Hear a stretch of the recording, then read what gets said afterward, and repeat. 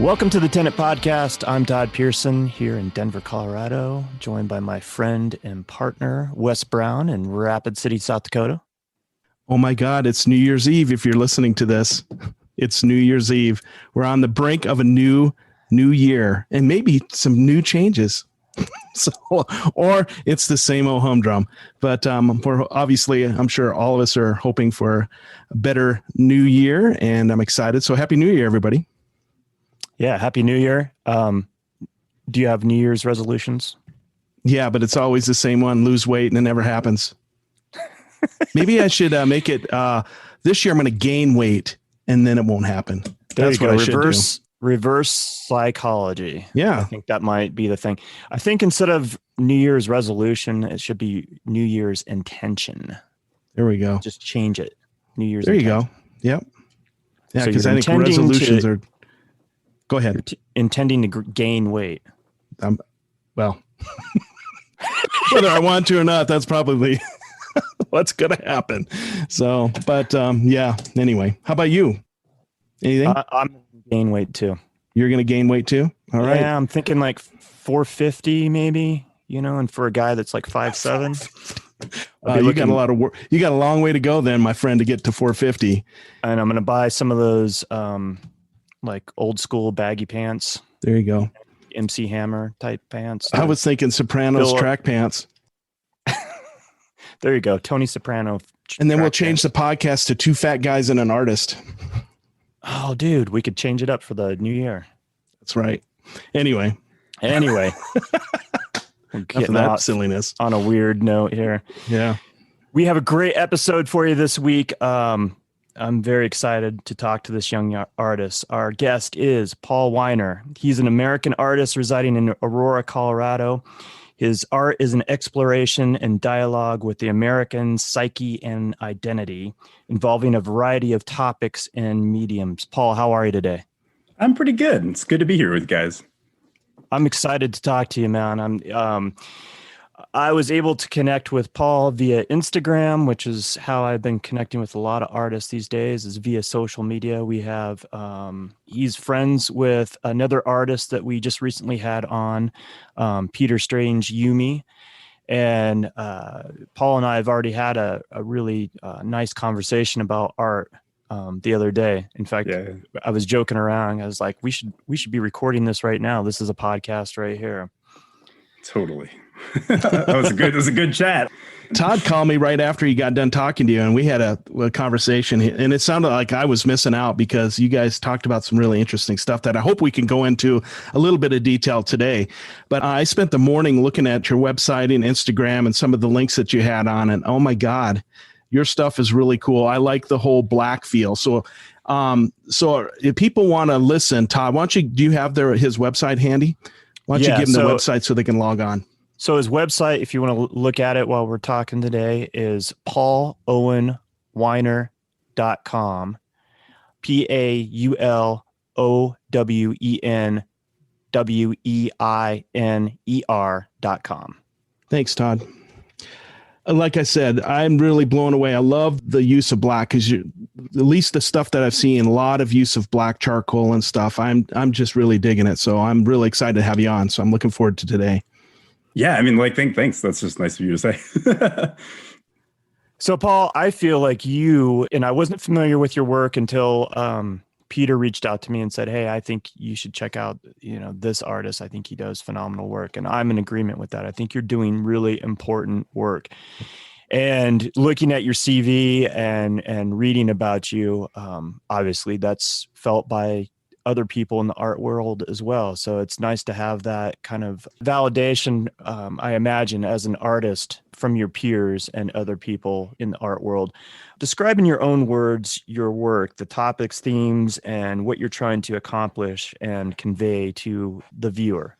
Right. So I think my work is basically defined by a back and forth between abstraction and social commentary. So what does that mean? I guess so.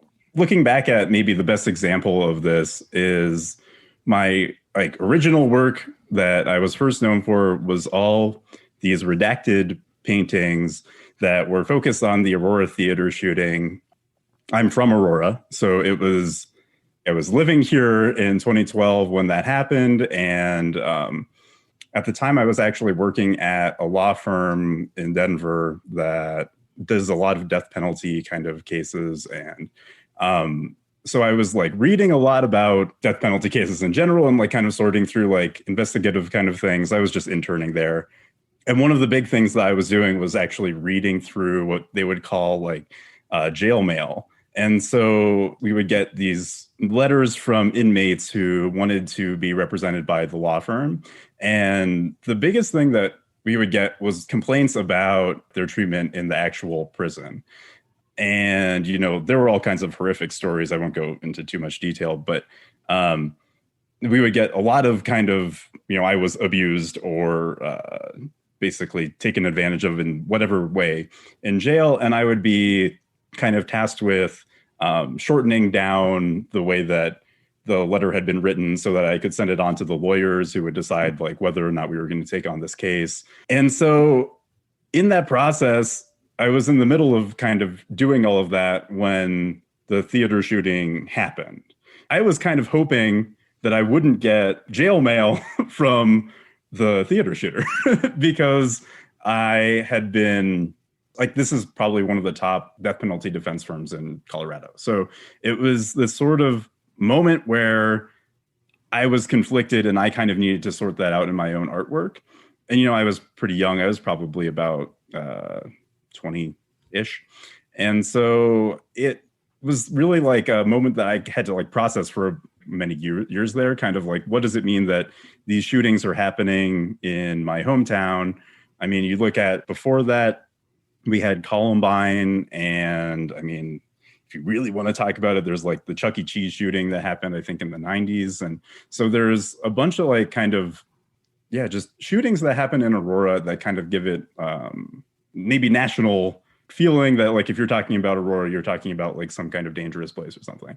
And so I started making these paintings actually a few years later because I'd been kind of researching all of what had happened because I couldn't really wrap my head around it myself. And there was all kinds of evidence and things. So I was making these abstract paintings where I took the redacted, censored areas from every legal document, and then I would project it onto a blank canvas, and then I would paint in those kind of blacked out areas.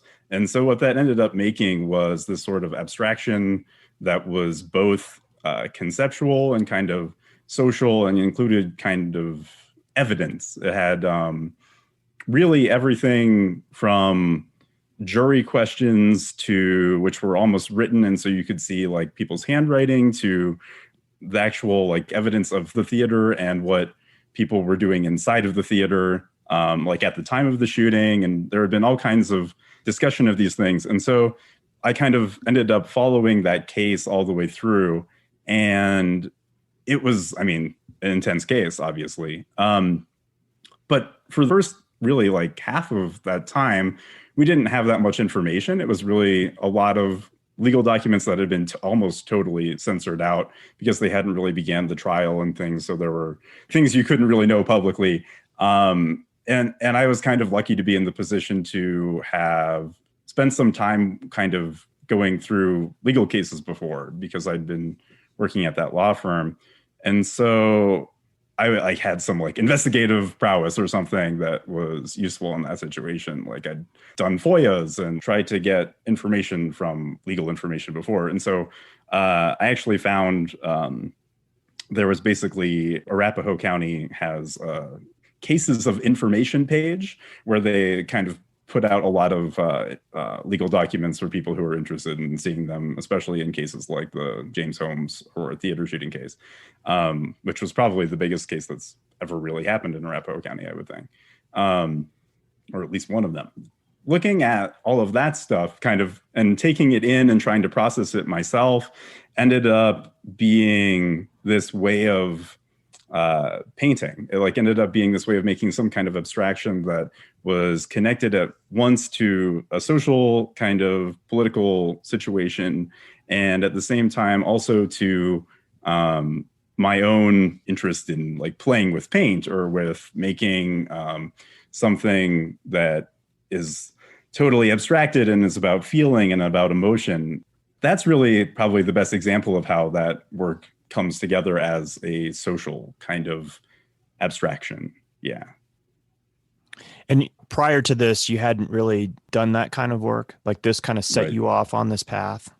Yeah. So before any of that happened, I mean, I was really in school. I was at Syracuse University, kind of like studying painting, which was a whole different world. I mean, I'm from Aurora, Colorado, and never really had done too much with art before I like kind of went to college. I mean, I had high school teachers and like middle school teachers and things, and I did learn all kinds of fun things about art here, but I didn't really know what I was getting into or like intellectually what was interesting about art aside from just really loving to paint. And so I made a lot of things that, I mean, were just because I really loved to paint.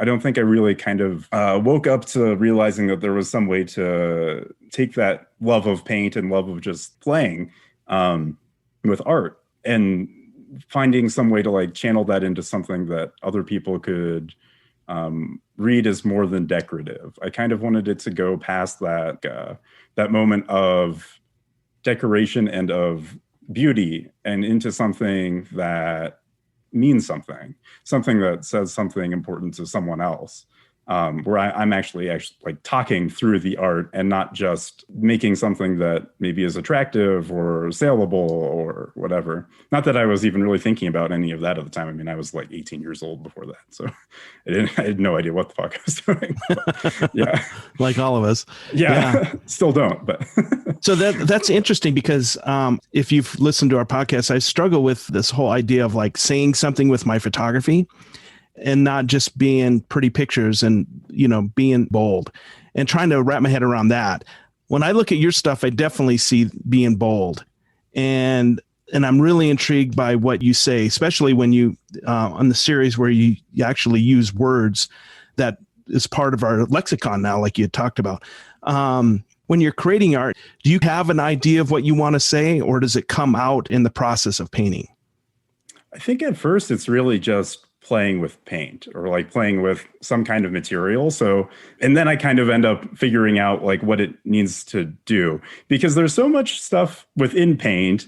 There's almost like we were talking actually with like a lexicon of words. There's also kind of a lexicon or like dictionary of painterly kind of moves that I think we've built up, especially with abstraction, since like abstract expressionism. We've had a few decades now to kind of build up different kinds of ways of painting abstractly that maybe mean different things. And so the most interesting thing with my recent work, which is all using bleach, which I had kind of thought of as a kind of coronavirus material or something to disinfect surfaces and things that I think. And I mean, we've had all kinds of discussions about bleach and drinking bleach and things, and something that no one should do, I'll clarify. But there's been a lot of discussion about bleach this year, or also about alcohol and sprays of various kinds and cleaning supplies. So I started with this new series playing around a lot with bleach in the same way that I historically have like played around with paint or with charcoal or something. And what I found was that I was making these giant kind of paintings. They're probably about 8 feet tall and 6 feet wide. And basically they have this moment of orange or something in them where the bleach has interacted with a material. They're usually black around the orange. And so far, I've experimented a little bit with some color, but I'm not really there yet with those.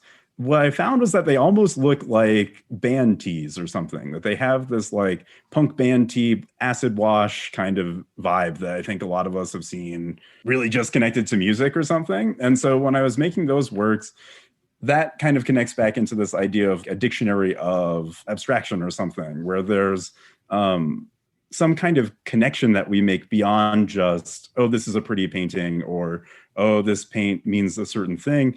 It's a specific reference. And to that kind of punk aesthetic. So what's been interesting for me with those is exploring what it means to make something that's punk and also involved in COVID, and what like our kind of society has started to look like during COVID, and what kinds of different sort of subcultures have been created during COVID, especially through the internet, because we've been so kind of isolated, that I think a lot of what we're doing now is just interacting online. I mean, even like here right now, the three of us are here on Zoom. There are these things that have changed just drastically in the way that we communicate over the past year. One of the biggest things, and I haven't posted this picture on Instagram yet. No one's actually seen this except a couple friends, but I made a painting that is with all these bleach works. It's like made in that same way, except it has text on it, and the text says incel on it. The word incel, I mean, there's all kinds of things I should clarify for those who don't know, but I mean, I guess it technically means involuntary celibate, which is like basically someone who wants to have sex but can't find a partner. And there's all kinds of weird reasons that people started to use this word probably like 2 or 3 years ago. I want to say, I don't really know exactly when it came into the conversation, but it's almost like a threatening word or something. It's like people like started identifying as incels and feeling like they were dominating over someone else's body and things. But more importantly, with this work, that word has been kind of recontextualized by a lot of people online who are, I mean, they would just call what they're doing like spam posting or shit posting or something. And so they're making fun of themselves, saying that they're incels, because they're like, this is such like a silly word, I think. And so it's satirical. And so I'm kind of interested in these words, yeah, like incel, or I think Karen has been a big word of 2020, where I think no one had really talked about Karens before 2020, which now there's this whole world of watching these sensationalized videos of some 50-year-old white lady in a restaurant and she's spitting all over everyone or something. Like that's what I think people generally think of a Karen as being. Although like it's been totally like taken in many different directions now too. Right. Yeah. So that's really the direction that I'm going in, is kind of merging that text into from these like sort of subcultures that have developed over the past year into this bleach thing that's contained within coronavirus, I think. Yeah. That's really cool. Can you talk about the process of the bleach pieces that you're doing? Yeah. So what's interesting with those is, well, one of the things that I think the most about in art is really the actual mechanics of a studio. Before COVID, I had been spending a lot of time in a shared group studio with, I think there were 4 or 5 other artists in there. And so there was kind of this back and forth banter all day. Everybody's chatting about like what they're doing and like what we're making, and like making fun of each other and making fun of the art world and just talking trash. During COVID, I found myself studioless. I didn't want to go in and see that many people in person all the time. My girlfriend and I had been living in a small apartment in the city. I was painting in the living room and I didn't really have that much space to do it, or I was painting on the balcony too. That's actually where I made some of my text paintings. So with the bleach paintings, now we've actually moved to a house kind of south of Denver in Aurora.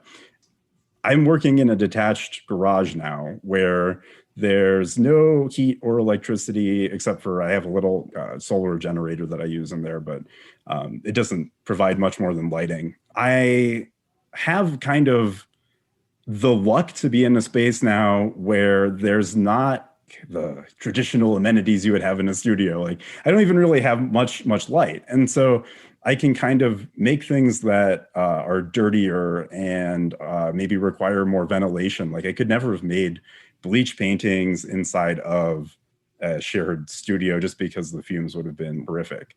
But now, because I'm working in this kind of detached garage studio, I mean, I'm going in there every day and I'm just kind of pouring this bleach onto things. And I mean, I've got a mask on and everything, and I'm like trying to find ways to keep it as ventilated as possible and things. But it's this outdoor space and I don't have to feel so much like I have to worry about it impacting anyone else's artwork or their time in the studio or anything. So basically I'm pouring the paint and finding different kind of compositional ways, just playing with it, or not paint, the the bleach actually.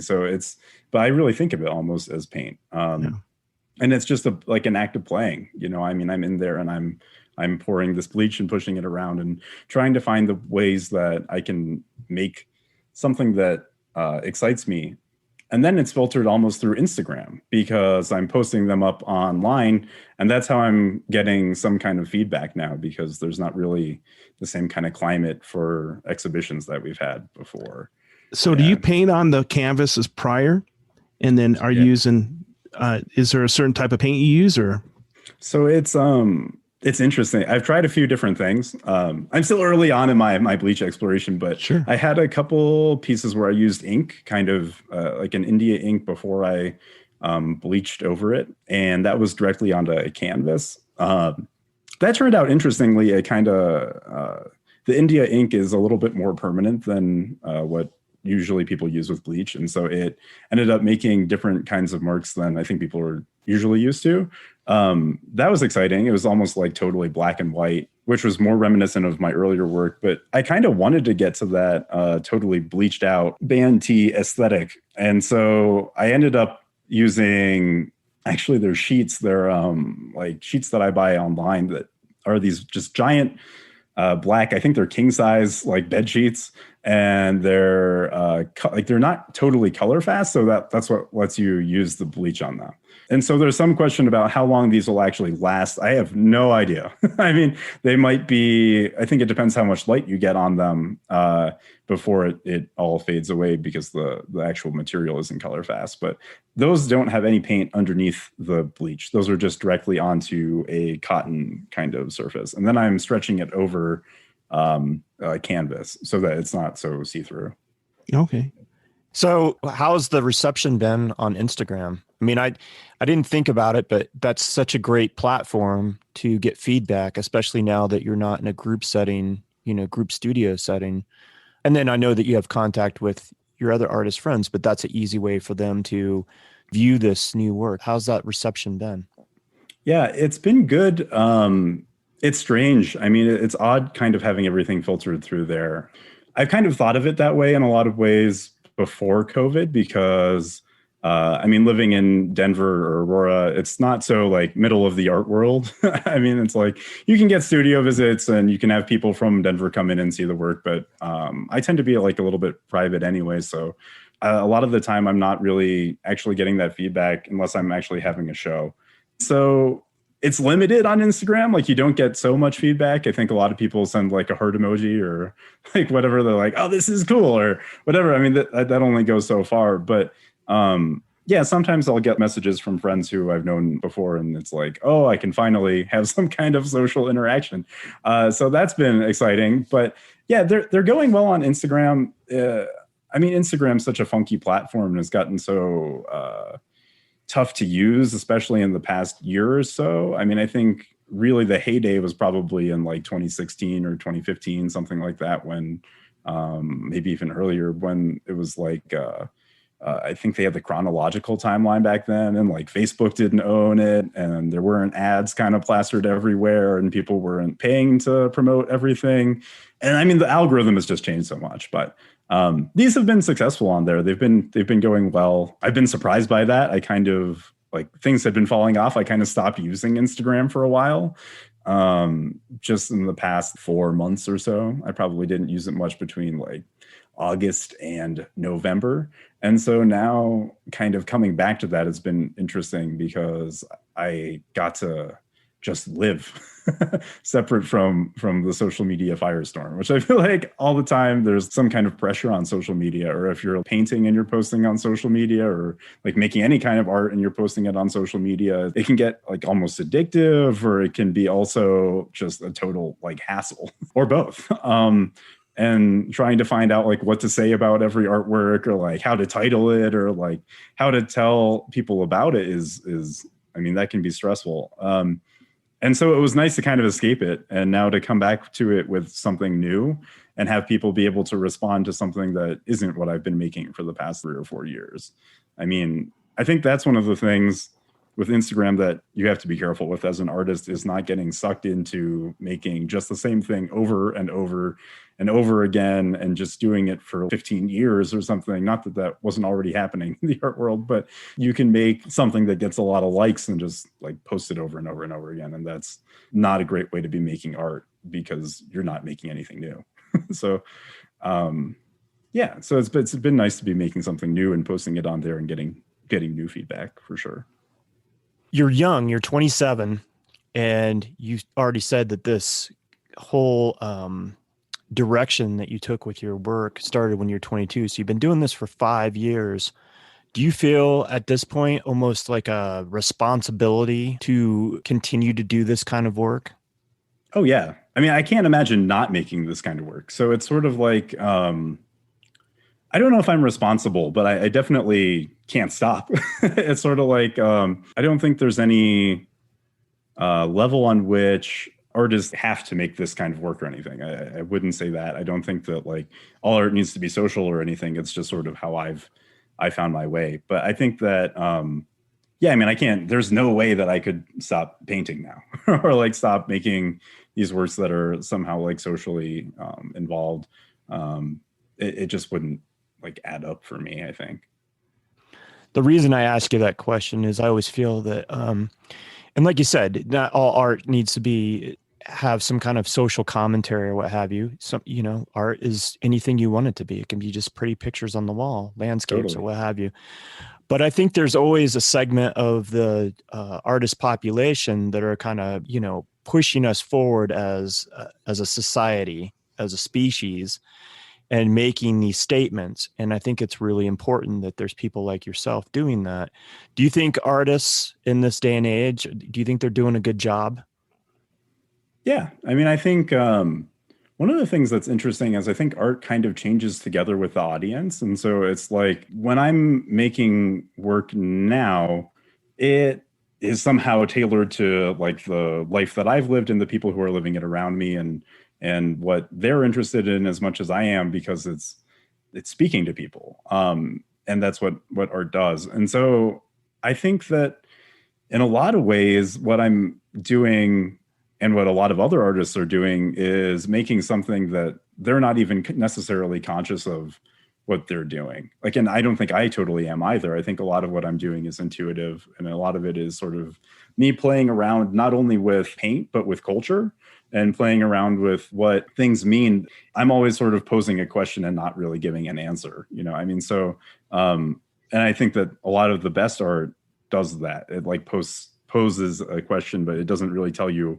everything. We can't tell you more than we know, which, as artists, a lot of us don't really know all that much, or we know like I certainly don't myself, or like, I think that we know only so much as we can kind of gather. And that all exists within the culture that we're living in. So I think at any time, I think basically artists are doing a good job of filtering whatever culture they're living in into their art, because when you're looking back at it, say if it's like 100 years on, we're going to learn a lot from whatever was being made, kind of regardless of what it actually means, or if it's good or bad or whatever. It doesn't really matter so much. It matters much more that it's kind of a statement of what had happened. And I think that no matter what artists are making, it's always going to be that. Certainly, I think like what we're making now, I think there's a lot of artists who are making important social work and a lot of artists who are making important paintings. And I'm sure that'll continue. Yeah. This has been a hard year, obviously. Do you foresee us moving forward? Do you think we're going to eventually move to a place where we're able to embrace each other and see each other as equals in our society? Or do you think that we will always be struggling with our identity and how we treat other people and this planet that we live on? Oh, yeah. I think that struggle is just part of like human nature. And yeah, I mean, I think what's interesting in the past like few years is just seeing how totally divided things have gotten. And maybe that also comes back to the internet and the way that we're kind of all separated into our little bubbles. And even more so now with COVID and the internet together, you can really just live and only know like 4 or 5 people and not really talk to anyone else. And so I think that there's a lot of different ways in which we've become so separate, and not necessarily in just political ways, in terms of like what we think about and what we do and how we feel about other people. I mean, for one, it's like if you're not online and you're having a conversation with someone, you can definitely get to some kind of agreement, or maybe to more of a understanding about like what everyone believes, like no matter what your like political beliefs or social beliefs are or whatever. I feel like that's a much harder thing to do online, just because everything's kind of contained within this sensationalized structure, especially on Twitter, where I think a lot of this is really happening. I mean, you can look at, like we were talking about the Karen kind of phenomenon earlier. All of that is kind of self-contained within this like online world, and that different people kind of have different segments within. And so, yeah, I mean, I think in meme culture, you would call this like brain poisoning, like online brain poisoning or something. I think we all have a little bit of that. Like, I think we all have this, like, we've become like so separate and so just unable to talk to each other. And so that's what's beautiful with art too, though, is that especially when it's being seen physically, hopefully that'll happen again. It really speaks to people in a way that I think poses questions and allows them to talk about what they believe and like what the people who made the art maybe believe, or what their friend who's there, who's looking at the art with them, believes. And it starts conversations that I think are important for us to have. I mean, especially coming out of this really fraught kind of time. I mean, not that we're coming out. I think we might be going deeper and deeper into it. But yeah. Yeah, I think there's going to be some more darkness before we start to see the light of unity. And maybe it takes another tragedy like 9/11 to bring everybody back together.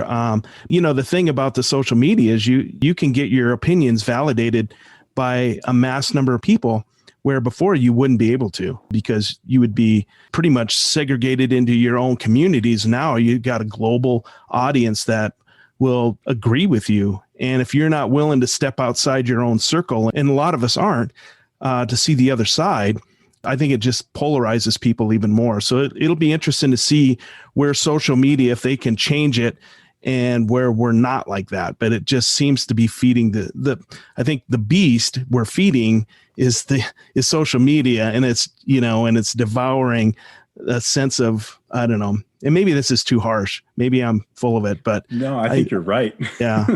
It devours our sense of humanity. Obviously, once you go out into the community, and I'm sure you experience it, when I go out in Rapid City, I see people that have different beliefs, and we get along great. We talk, as long as we're not talking about politics or whatever like that, or global warming or anything. We have a normal conversation and it's pleasant. But once we hunker down behind social media again, then it raises that ugly head. But yeah, it's strange times we live in, that's for sure. Yeah, for sure. And it's funny because we kind of like, I think there's so many weird things about living near people who like think different things than you, because right now there's the expectation that you should hate that person or like that they must be wrong because they're not like you, or they think different things. And I just personally don't really feel that way. Which can actually be like really controversial to like say that you like had a conversation with someone who is socially different from you, or who like say voted for Trump or whatever. You didn't bring it up and you just had a normal chat. Like that's like almost the most punk rock thing you can do right now, is having a conversation with somebody, like a normal conversation with somebody who is different than you. Just crazy that we live in this kind of world. But yeah. Having those conversations and that connection, I think, is where, the social media platforms, like you alluded to before, fail, right? Once you have a connection with somebody, like a physical interaction with somebody, it changes everything. Hiding behind social media where you can just spew whatever you want, and there's a segment of the population, like Wes said, that'll immediately agree with that particular idea. I think sometimes that becomes scary, but like you said, actually having a conversation with someone, even if they don't share the same belief system or ideals, at least you have some understanding of where they're coming from and they have an understanding of where you're coming from.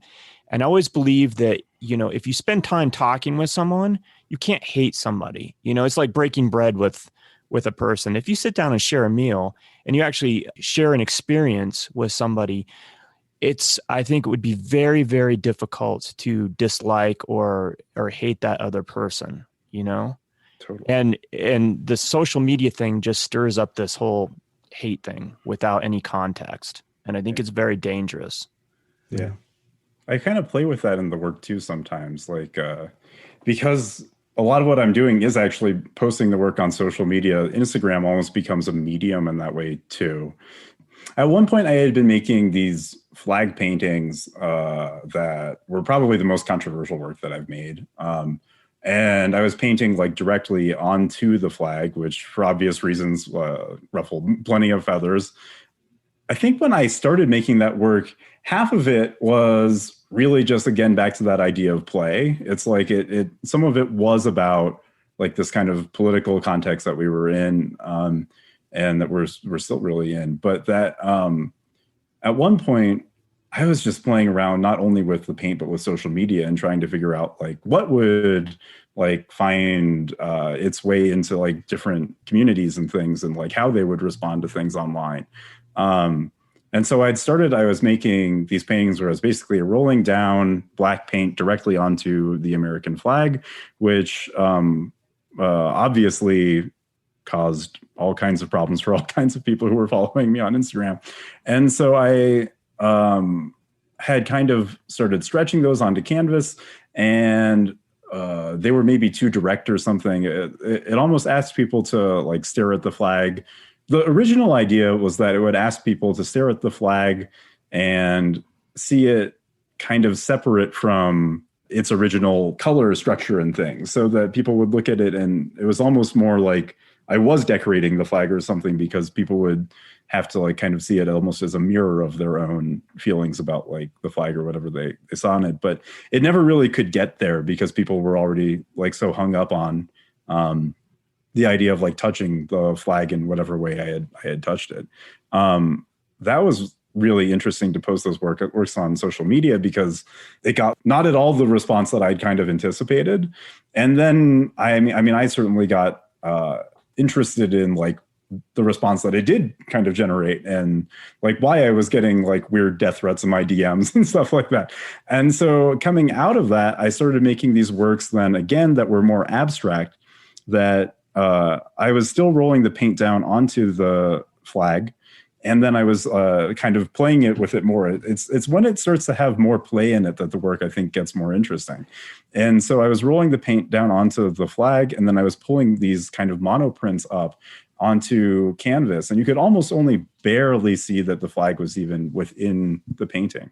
And so at that point, it became really interesting because people didn't even like see what they were really looking at. So it was totally abstracted in a way that they found it like beautiful or something. And you had to get really close up to even see that like social messaging. That work was totally social, but at the same time, it was really about like these aesthetic kind of elements that I kind of think about, like Jasper Johns or someone who's like painting these flags.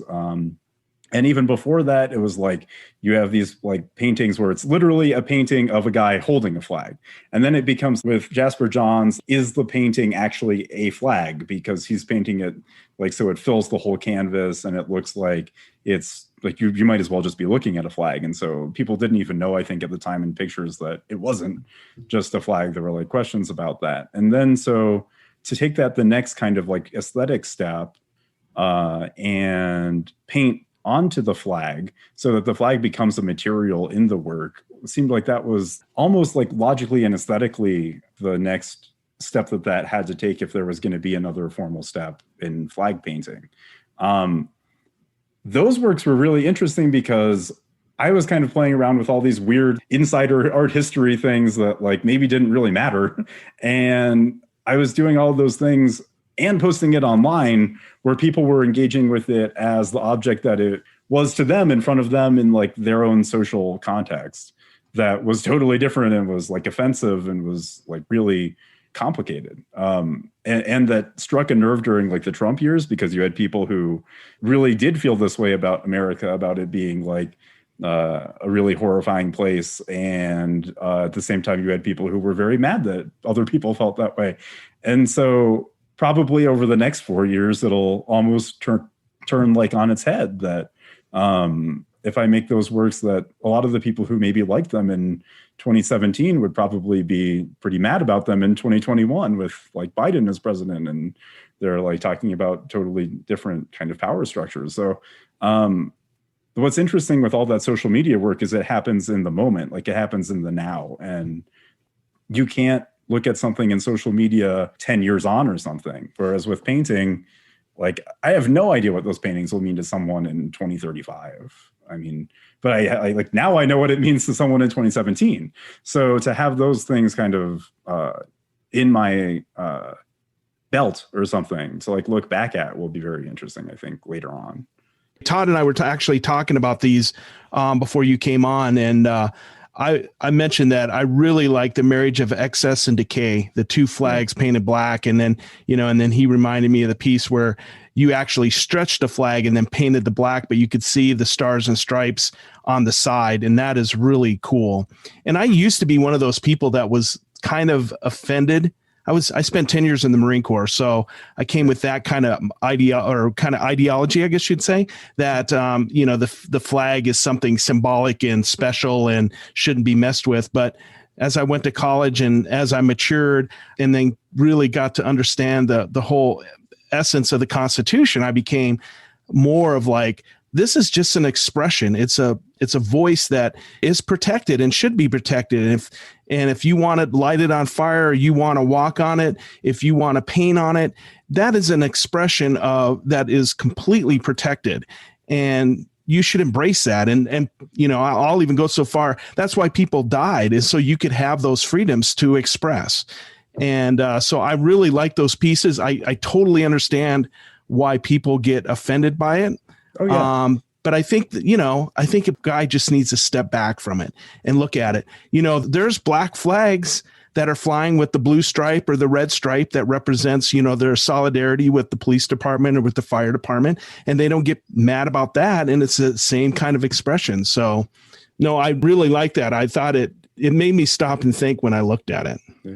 That was one of the most interesting parts, actually, was getting the response from like a military community. Like you were mentioning being in the Marine Corps. I have a friend who was in the Coast Guard, and he wanted to own one of these paintings and fly it at his base. And I was like, okay, maybe we calm this one down a little bit, but I'm not trying to get in that much trouble. But I think he like felt something in that. And so that was really interesting to see that. I mean, he's like active duty, and there's something in there that connected with him. Or that I had just a couple of people who would just send me like messages online who I don't really know all that well. And they would just be like, oh, this is really interesting for whatever reason, because of like their experience in the military. And they had, they either like identified with it, or what you were actually mentioning is the really interesting part where it's about speech. And that's like becoming even so much more fraught when we talk about like speech and social media and like what's allowed and what's like becoming censored, and whether or not I like the speech, like I still want it to be done. You know what I mean? Like I'm sure a lot of people don't like my speech. And so it's important for me that like people who have an opinion are saying it, especially that they're saying it and they're not then having it deleted from like the internet. I think that's really scary when you have these companies that own our speech basically in the public sector, and they are private companies and have the ability to delete what you've said. That's a really scary place to be, where there's like almost a monopoly on not only on the idea of social media or of Facebook or Instagram, but that they literally have a monopoly on speech. That's a really dangerous place to be. So one of the things that's happening right now is there's going to be, I think, an antitrust case about that, which is going to like, I think we're like they scheduled it for like 2 or 3 years from now. So we're pretty far out from that still, but basically against Facebook and trying to determine whether they should force Facebook to like split up into they were trying to split it into Facebook, Instagram, and whatever their messaging app is that I can't remember the name of. And so that would be really interesting. Yeah. Yeah. And it'll be interesting to play out in the new, because the Supreme Court has changed in the last 4 years pretty significantly. So, it'll be interesting how, especially freedom of speech issues and, that kind of stuff all plays out. Yeah, totally. Yeah. Speech is the most interesting part. And that's like why the art is interesting too. So, well, and it's important. It's also the number one amendment. That's how important it is. Freedom of expression, freedom of religion, and all that. That's how important it is. It's number one on the amendments. So anyway. Totally.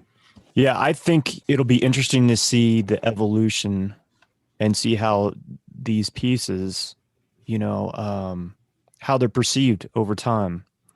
It's interesting. I read an article with Ken Burns, the filmmaker, and he was talking about this whole, idea of being patriotic and stuff. And he says, he was saying that, and I'm just paraphrasing, but he was very proud to be an American. He loved, he loves living in this country and all the freedoms that come with it. And at the same time, he loves that there's people out there that have the ability and the freedom that if they want to make a statement, if they want to go and burn the American flag, they can do it. It's not, and then he followed it up by saying, that's not something I would choose to do, but I would totally respect that people have, that opinion or that want to make that kind of a statement. I thought that was pretty powerful. And I think what you're doing with your work is powerful too. And what Wes, I think he hit it on the nail on the head in that, I think you need to spend some time with the work. It's easy to have this knee-jerk reaction to it, but I feel like with all art, you need to spend some time with it before you really form an opinion of what it is, Yeah. And what you're doing is so deep that if it's just taken topically, and this is what kills me about our American culture, and I can't speak to other places around the world, but I feel like we just want to draw this line in the sand and everything is just black and white. And there's no thought behind how complicated various issues or ideas are. It's all just this topical thing, which is what social media does to us. It's all just very topical and this weird, distorted kind of fantasy world. Totally. And that's why the podcast is so interesting, actually. I mean, like as a medium, it's like being here and you have these like long form kind of conversations that I don't think people have really in any other way. I mean, it's almost weird to do this even like with just someone who you're just like sitting down for like a drink and have a 3-hour conversation or like an hour and a half or whatever. That's like kind of a funky thing to do, especially during COVID. It's like you're not seeing enough people, I don't think, to really do that too often. Most people probably aren't. But yeah, like, I mean, like on Instagram, you can't do more than like maybe like a couple paragraphs, and most people aren't even going to read that. They're just going to kind of scroll past it and not click the read more button, and they just see the painting. And so that's one of the things that's really interesting is with the abstractions, there's some kind of like surface level attraction to something that provokes response on social media. Whereas with like that flag work or even the redacted paintings I had been making, there was people kind of would dig in deeper just because there was something kind of more immediate to respond to, I think. And so I will be excited to go back to like having like an in-person show where I can have these big abstract paintings that you'll be able to see at scale and not like in 2 inches of phone screen, where like people can actually feel something for it. Because I mean, it's certainly exciting online too, but it's just not the same feeling. You can't get sucked into a 2-inch screen the same way that you could get sucked into like a 12-foot by 18-foot painting and kind of feel like you're in a whole separate world. So that part will be very fun to go back to doing. Yeah.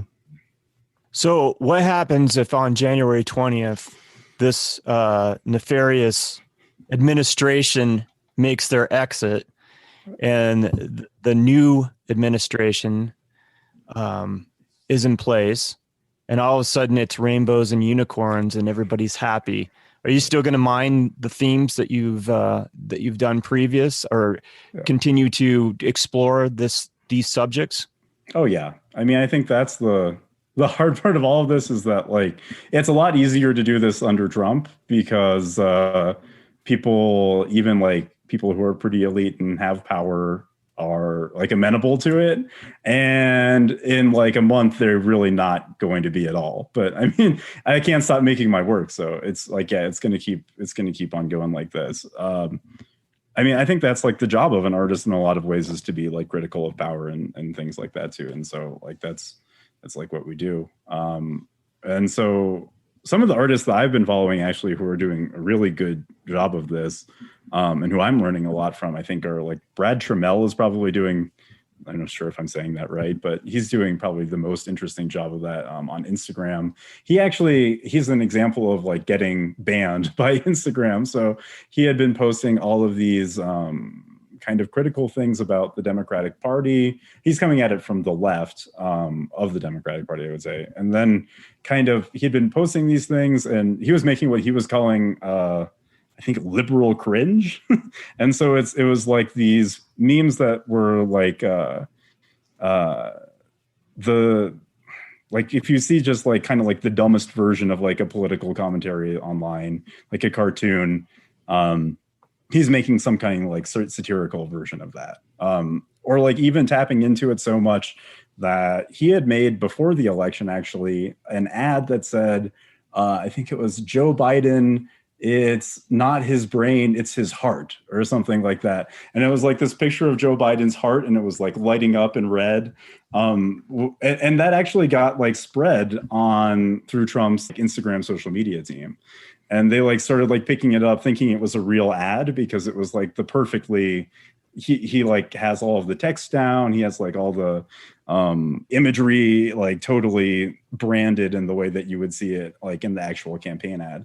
And so he actually got for doing that, got like censored. So the post got deleted, and like when you see it like online now, if he posts it, then he gets like a ban. And now he's been actually shadow banned for, I think, like the past month or so.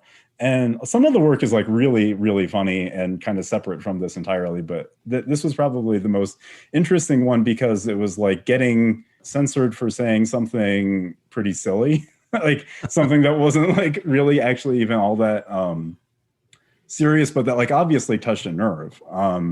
And so that's one of the things that I find like really interesting, is that there's art out there that's maybe so concerning to people that they don't want to engage with it at all. And not only that they're willing to delete it, which is not something that I think people usually think of as being like an American thing to do, to like delete art or like to burn books or stuff like that. Whether or not you agree with it. Like, I mean, I'm not asking anyone to agree with like Brad Trammell's worldview or anything. I don't care if they do, but and same thing with me. Like, I'm not asking anyone to actually like agree with me. I just think that the things that we're talking about are interesting and probably shouldn't be censored. Right. Yeah. That's huge. And it's interesting that depending on who's directing the conversation, you know, what gets censored and what doesn't. Totally. You know, and it is a dangerous time.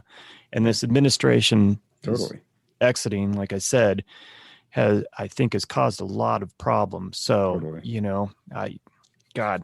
Yeah, I 100% agree with that. But that's why, you know, yourself and this artist that you've been talking about, I think, you know, that's why it's important to have people like yourself throwing it out there and having this dialogue and making people stop and think. Yeah. When I look at your work, obviously there's a statement there, and I may disagree, but I appreciate that there's somebody thinking about these issues, you know, that's taking the time. You can take it topically and just say, okay, this is what I think it's about. but actually taking the time to kind of read into it and spending time with it directed in a way that makes you process and think. And again, it's the whole social media thought process where it's all just very topical. Yeah. How is the work perceived here at the galleries and that you have in America, or the exhibitions that you've done here in America, and how has it been perceived abroad, like in Europe and that sort of thing? I think that's one of the most interesting parts of all of this for me is that, like when I showed those flag paintings in Germany, there was no reference point there to like be like offended by them or something or be mad about them. And even like, especially in Germany, because I mean, of their own history, there's kind of a almost anti-nationalist, I guess is maybe even too strong of a word, but like almost even just anti-patriotic kind of sense there, where it's like they're so removed from that it's like, oh yeah, it's like fine to touch the flag.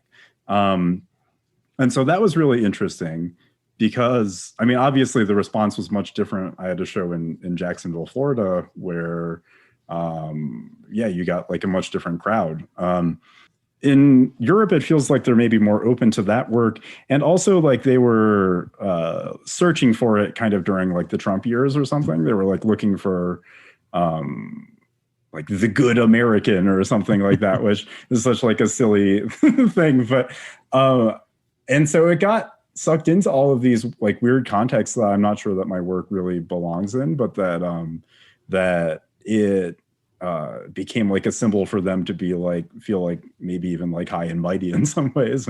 And so that was kind of funny, but it's definitely been more accepted in Europe. I would say that even my abstraction kind of falls into that category because a lot of like what's happening in the US has been so figurative kind of painting wise lately, especially in like what's been accepted like kind of within the market and things. And that we kind of came out of a moment where there was a lot of abstraction kind of early 2010s or something, where we had, I guess like what Jerry Saltz called zombie formalism. And there's so much like kind of worry, I think now about like what abstraction means or like why people would be making abstraction and if it's like important anymore or something. Whereas in Europe, there's kind of more of an openness, especially in Germany. There's a lot of work that is totally abstract and that exists almost in this like machine aesthetic kind of vibe that I'm not sure if my work falls into that category, but it's certainly closer to that, something that they've already kind of experienced there and accept. And so that's kind of interesting to me to come back to like the US then and to be living here and making this work. I almost never show it here in Denver. I think I had a show at Alto Gallery in like 2018 and it was like maybe a weekend show. I just did like a little pop-up and that like pissed off my gallery in Germany that I was like showing my work for like a pop-up show or something. And you can get into like some weird stuff here in the US. Like, I mean, it's now I'm working with a gallery in Houston, Nancy Littlejohn Fine Art. They've been great. I mean, they really, she let me put up like just the most wacky show and like very critical kind of show that most galleries I think are kind of tentative about whether or not you can do these kinds of things. Yeah, it's been definitely different showing work in the US versus abroad. And there's definitely an emphasis within abstraction on like decorative abstraction within the US. I think that that's more accepted. And also that there's kind of some negative thoughts too about abstract expressionism, I think, that are in a lot of ways kind of about like bravado or about like people are worried about abstract expressionism being like this like overtly masculine thing, or people are making like these giant paintings or which for me it's funny because those feel like expressions of post-war Judaism. I mean, you have the critics that were really big, like Clement Greenbergs of the world and like the Harold Rosenbergs, like those people were very Jewish.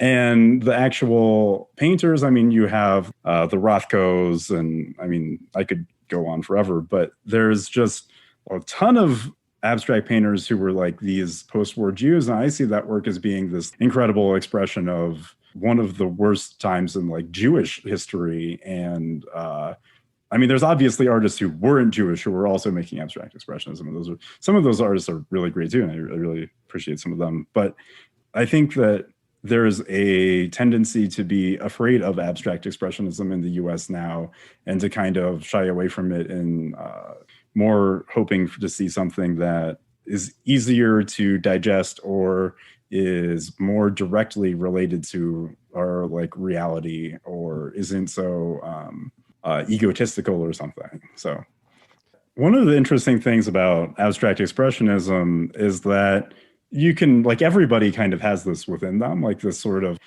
interest in expressing themselves and finding a way to do it. And so I think there's a way to kind of look back at history and contain it within the work, and also to expand beyond it.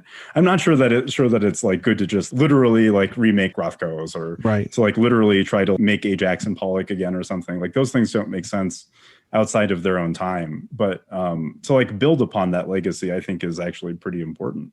Especially being half Jewish myself, it's like looking back at those people and sort of the way that they had worked.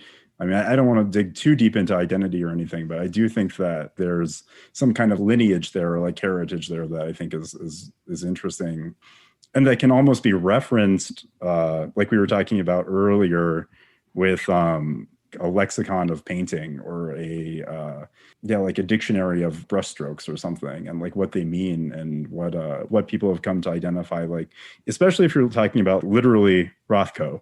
I think people so just identify that as almost sad, or something. I mean, I know people who literally have like stood in front of Rothko's and cried, and I think that's almost cliche to say at this point. So there's some kind of if you're able to make a reference to that kind of paint, then there's already contained within it this kind of, it's almost more sculptural than painterly, but like this reference to like another object, or this reference to the emotion that another object might create. And so that's what's interesting for painting now, especially with abstract painting, is that we do have like all of these previous references, and like how people have felt about other kinds of abstractions that other artists have made, and to be able to kind of reference that, whether it's direct or kind of just something that's happening in the work that kind of looks similar, or whatever. There's certain different ways that you can kind of play around with emotion, I think, now that now that we kind of have this dictionary of like what marks do. Not that it's totally defined. Like, I think that there's still a long way to go, and things we can add new brushstrokes and words and things to them. Sure. But and it's also kind of like, you kind of alluded to it, there is a fine line between recreating or a nod to the past, and then art appropriation, which is its own thing. And people do it specifically for art appropriation, and I was just actually reading about that last night. I spent some time, and it just kind of popped in my head again. And I was looking at some of the artwork of people that are, art appropriators, and just kind of interesting, and kind of the pushback that they get. And there's one guy, I can't remember his name right off my head, but he takes Instagram posts, and then he prints them out 20 by 30 or whatever. They're huge. Yeah, Richard Prince, I think. Yes, there you go. Yeah. What's that say? And I think he changes some words. I think he adds his own words in it or something, but they're actually just Instagram posts from regular people. So yeah. I thought that was interesting. Really interesting. Yeah, that's like extremely interesting with what we've been just like talking about with social media. That's what's interesting with abstraction today, is that it can be both totally abstract and also have these references within it. Specifically with my work, it's looking back at those bleach paintings. I can make something that doesn't have any like form or shape or anything that relates to anything in the world, but that like fact that it's being made with bleach directly connects with like those punk rock t-shirts, or there are other artists who have used kind of similar kind of stylistic things, maybe like a Hans Hartung kind of artist. There's a lot of ways that you can reference something real now without making something that is just like a figurative painting. And so that I find really interesting, and like maybe is an interesting utility for abstraction that hasn't been totally explored. I think there's some painters who have done that before, probably in like the 80s East Village kind of scene. I think about like, I have a friend he was a professor in college of mine, Kevin Larman, who makes these paintings that are basically totally abstract, but they contain all kinds of things. I mean, at the beginning, I think he was making, they were like these black, totally glossy paintings that had little still lives inside of them, really tiny ones that had like, I think they had like fruit bowls on them. And then they were stuffed with like gay pornography. And so his work was actually about being gay in New York in the 80s. But it was all like filtered through abstraction. Or he has like paintings that he's been making where a picture is underneath, like a photograph is underneath the painting, and it's like a photograph of hairy legs or of something like that that's like sitting there, and you can kind of start to like identify these real things within the work that then inform the abstraction too, and you start like seeing all kinds of bodies and forms in the abstraction once you've seen that. And so that's what's really interesting to me, is this abstraction that does something beyond like the decorative, or does something beyond just allows you to kind of play with paint, but also create something that is meaningful to someone else. Yeah. So I'm going to mention a guy, and I want to get your, because obviously, well, I'll just mention his name, Pierre Solage. Oh yeah. From France. Obviously, when I saw your paintings that are more like black brush strokes, it look like real long overlapping brush strokes, I immediately thought of him. He's what, 100 years old, or maybe even older now. I don't remember, like just turned 100, I think. Yeah. Interesting cat. Yeah, I love that work. What's interesting with that, I mean, I am actually like literally referencing that work in my black paintings. One of the things with that work was that I was making it in a way that was almost like satirical. I was making these oil paintings that they're totally black, and you can kind of see from different angles, different kinds of light hitting the works. Pierre Solage is probably the most known painter of this kind of genre of work. Great artist. But the work that I was making was really almost about the market. It was about like what it means to make something that's so precious, or what it means to make something that maybe doesn't have so much like meaning directly contained within it, but that is important because of what it's meant to people who like want to buy it. And one of the things that's really interesting in abstraction today is you have like almost art fairs, or just like general like commercial art making, where people are making like just retreading over and over minimalism, and doing it in one way or another in a different color, and finding ways to like throw glitter into it or whatever. And a lot of that I think of as really being just like market oriented. And so those works for me were the opportunity to make something that was almost factory like or something when I was making them, and to like push them out and to do like what these other artists are doing, but doing it like in a satirical way. And so in that show at Nancy Littlejohn Fine Art, I had a big line of those paintings. It was probably like 15 or 20 of them, and they're almost exactly the same. People, I mean, really like those paintings because they are like these pretty like precious little objects. At the end of the line, I had a work that said "too hot" on it. And so it was like, it was in the same black oil paint style, but it just said, "too hot." And you could barely read it. Like you couldn't see it until you got up pretty close to it. And the whole point was like, oh, it's too hot for the market or something. And then some guy bought that piece. And I shouldn't say some guy, good collector, but he bought that piece, and it's like sitting in his house in LA. And I think the reason that he and his wife bought the piece was, I mean, he definitely enjoyed the show and like enjoyed the concepts, but I think that it was more so like, oh, it's too hot in LA or something like that. There's all kinds of like associations we don't ever even see in the work that somebody else is going to read into it. And I find that really funny. Like, I thought that was like great. Yeah, especially with the text works. Like, I have no idea why people like that text, or like what that text means to anyone. Yeah. That's neat. It's interesting. Yeah. And I think going back to the flag paintings, I think the knee-jerk reaction is that your work is unpatriotic, but I see it as the exact opposite, that it's actually patriotic, what you're trying to express. I don't look at it as as being disrespectful, you know. Totally.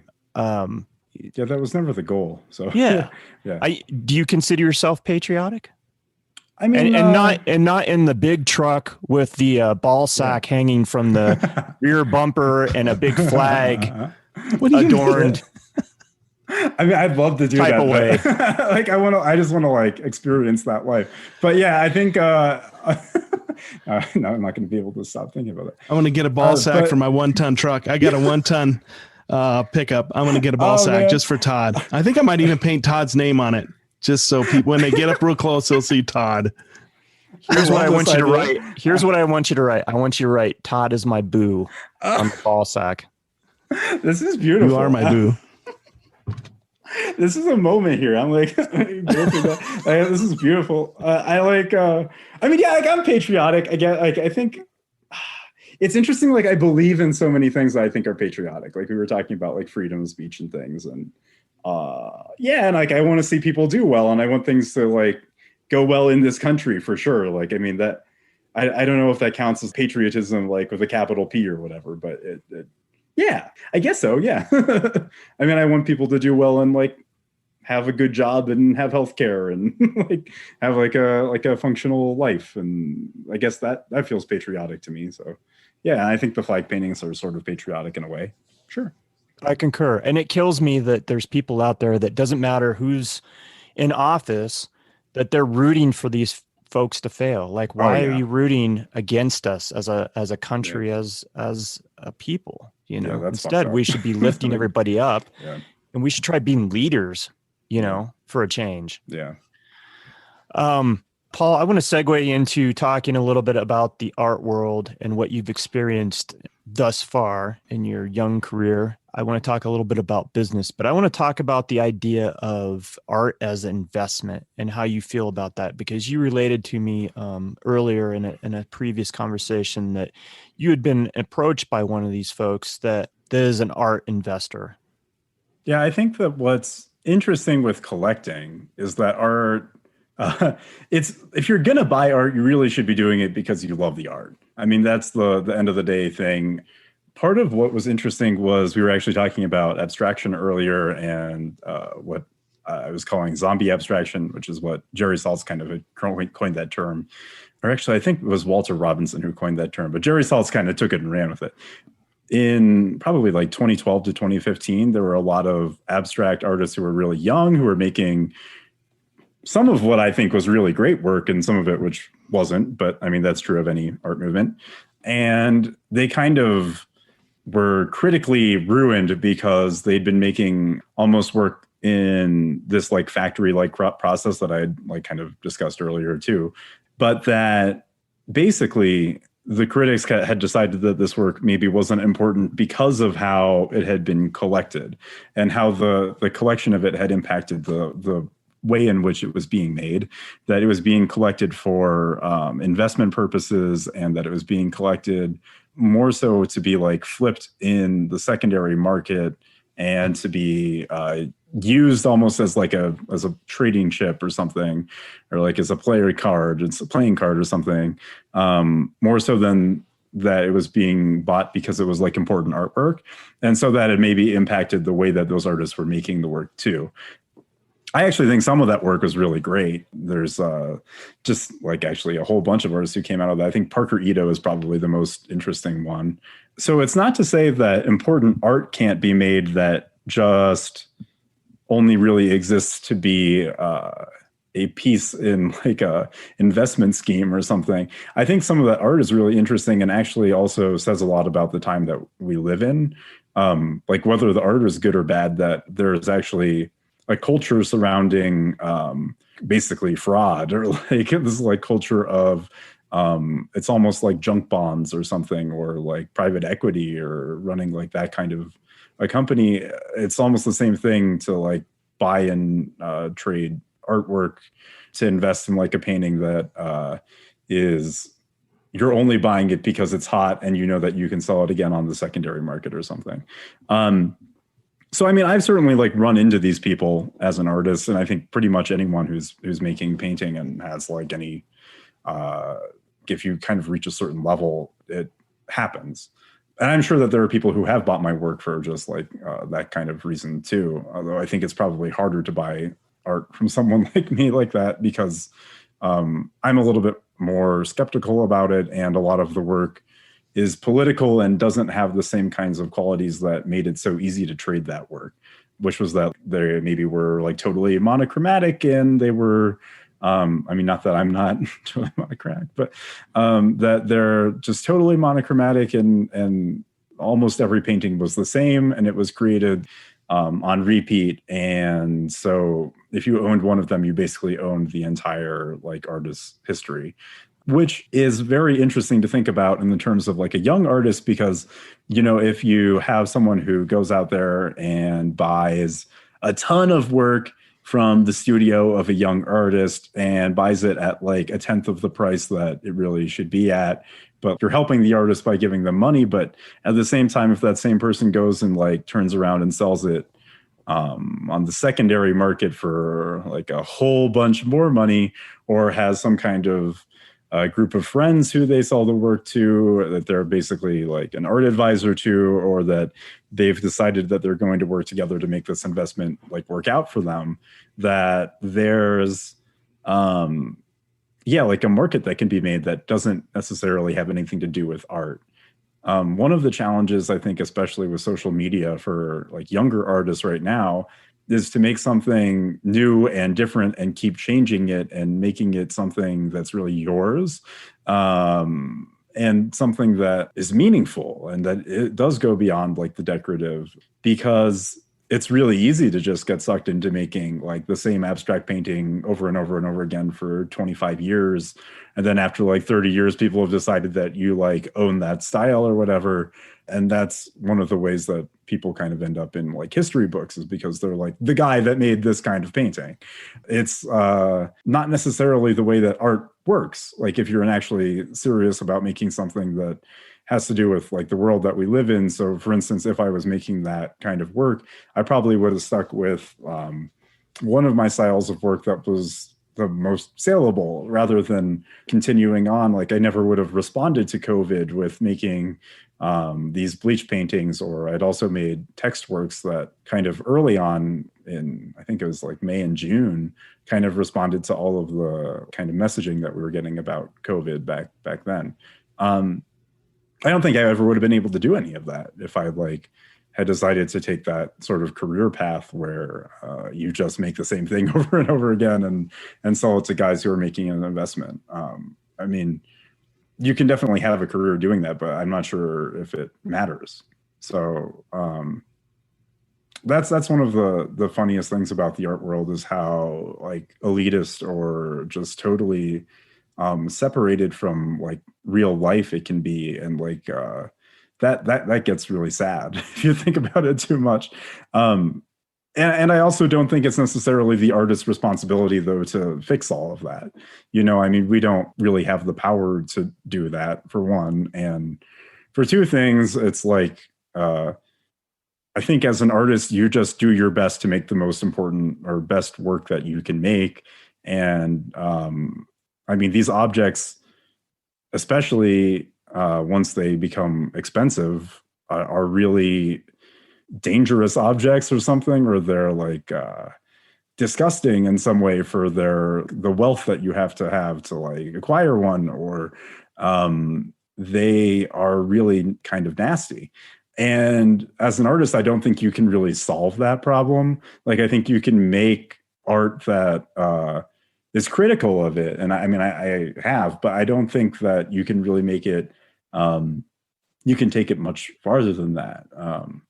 Aside from like maybe selling like pretty cheap prints and trying to get the work out to normal people, which I mean, I do try to do that too, but I don't think that the system as it exists is a structure that allows art to be connected to everyday people in a lot of ways and into their everyday lives. And so it shouldn't be surprising when you don't have as many people who are interested in visual art as they are in like music, because they can hear music on the radio, and it's pretty cheap to buy music or to have like a Spotify account or whatever. It's like accessible in ways that painting really isn't at all. Photography is actually a little different too. I guess like you could make photography that was much more accessible, although certainly not all of it is. But there's definitely, yeah. I mean, I think that's what's interesting in the art world is this way in which investment and this kind of wealth-centered system separates the art from the everyday lives of most people, because it's like catered to a certain class that is not engaged in what most people are engaged in. So, yeah. And therefore a disservice to the whole world of visual arts. Totally. Think, right? Yeah. And you were approached by one of these, and we don't need to name names, but you turned a guy down that approached you that wanted to buy a number of your works at a discounted price to do what you just described that these guys do. Was that hard to do? Yeah. I mean, I'll just give the story. So I think it was probably like 2018, and I had Stefan Simkowitz, who I actually respect Stefan in some other ways, but not necessarily in his art buying. I think his politics are quite interesting. But he had basically been involved in this scheme where he and like a few other buddies of his, I think, were collecting art and basically going to like an artist studio, an emerging artist studio, who probably didn't have money, and they would try to buy up the whole studio and then sell it to their own friends. And then together they would kind of like raise the price of it at auction, which ultimately ends up being a great deal for them. They make a great deal of money, and the artist makes just whatever they made in that first sale in the studio, which is often like $1,000 or something like that. And so he came trying to buy a couple of pieces, and it was a little aggressive. It was like in my DMs, and he wanted to do it very quick. And like everything he was saying was, are you working with a gallery? And I would be like, yes, I'm working with this gallery. And he'd be like, why are you working with a gallery? You shouldn't be working with a gallery. And then it would be like, you're just like a young artist. You should be selling it at this price. And I'd like to buy it for this lower price because you're just starting out. I mean, I did kind of turn him down. I tried to get him to buy it for the real price first, and he wouldn't do that. There's no benefit in it to me if he's just buying it at a low price and then trying to flip it or do whatever with it. Or if he's just like out there basically trying to buy one or two of whatever young artists he thinks might be hot in like 5 years, hoping that one of them hits or whatever. I just don't think that's like a really good reason to be buying art. Or like, I don't think that, and not necessarily that I won't sell to someone like that, but that, I mean, if you come to me in my DMs on my Instagram and you tell me you want the scribbly one and that's as deep as it goes and that you want to buy it for like a tenth of the price of what it would normally go for, and you're like expecting me to sell it to you just because you have like a big Instagram following or like people know your name or whatever, like I don't give a shit about that. But so that's basically what happened with him. And that happens all over the art world and in much less obvious ways, and with people who aren't necessarily written about in like ArtNet news or like he's been through enough exposés and they may be even too harsh on him in a lot of ways. I think he's actually in some ways been an interesting art collector too, but not in the way that it was working with me.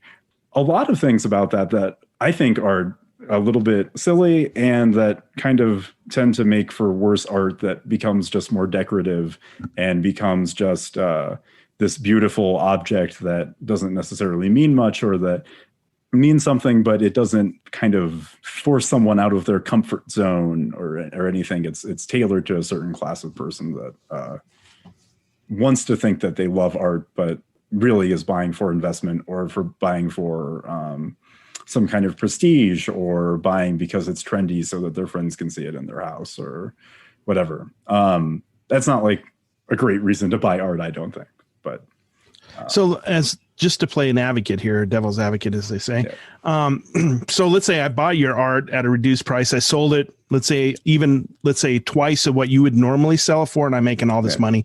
Does that not increase the value of your art for future, or does it just artificially inflate the price? Kind of both. And that's part of the problem. So it's one of the things is that you get, it's not that they're selling it for double. They might be selling it for like 30 or 40 times the price that you sold it to them. Like there are artists who will sell like a guy like that, like 10 paintings out of their studio for like $1,000. And then he goes and sells them for like $20,000 a piece or something.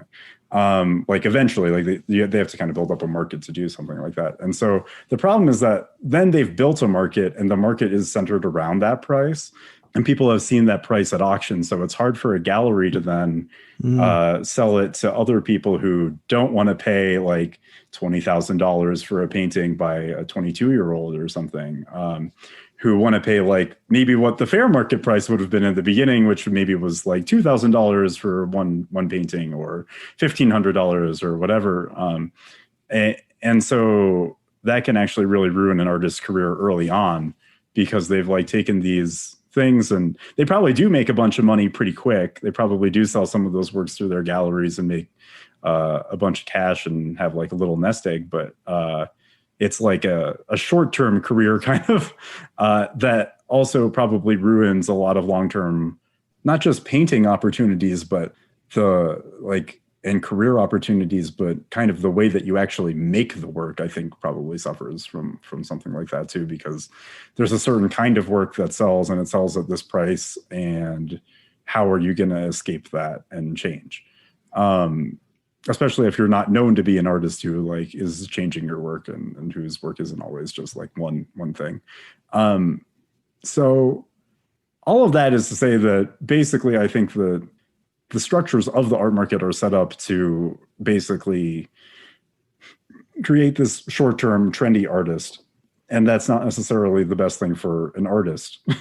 Right. Like, it might be a great thing for the market, but it's not a great thing for an artist who wants to have like a 40-year-long career and kind of slowly build it up in public and have people maybe just respect it.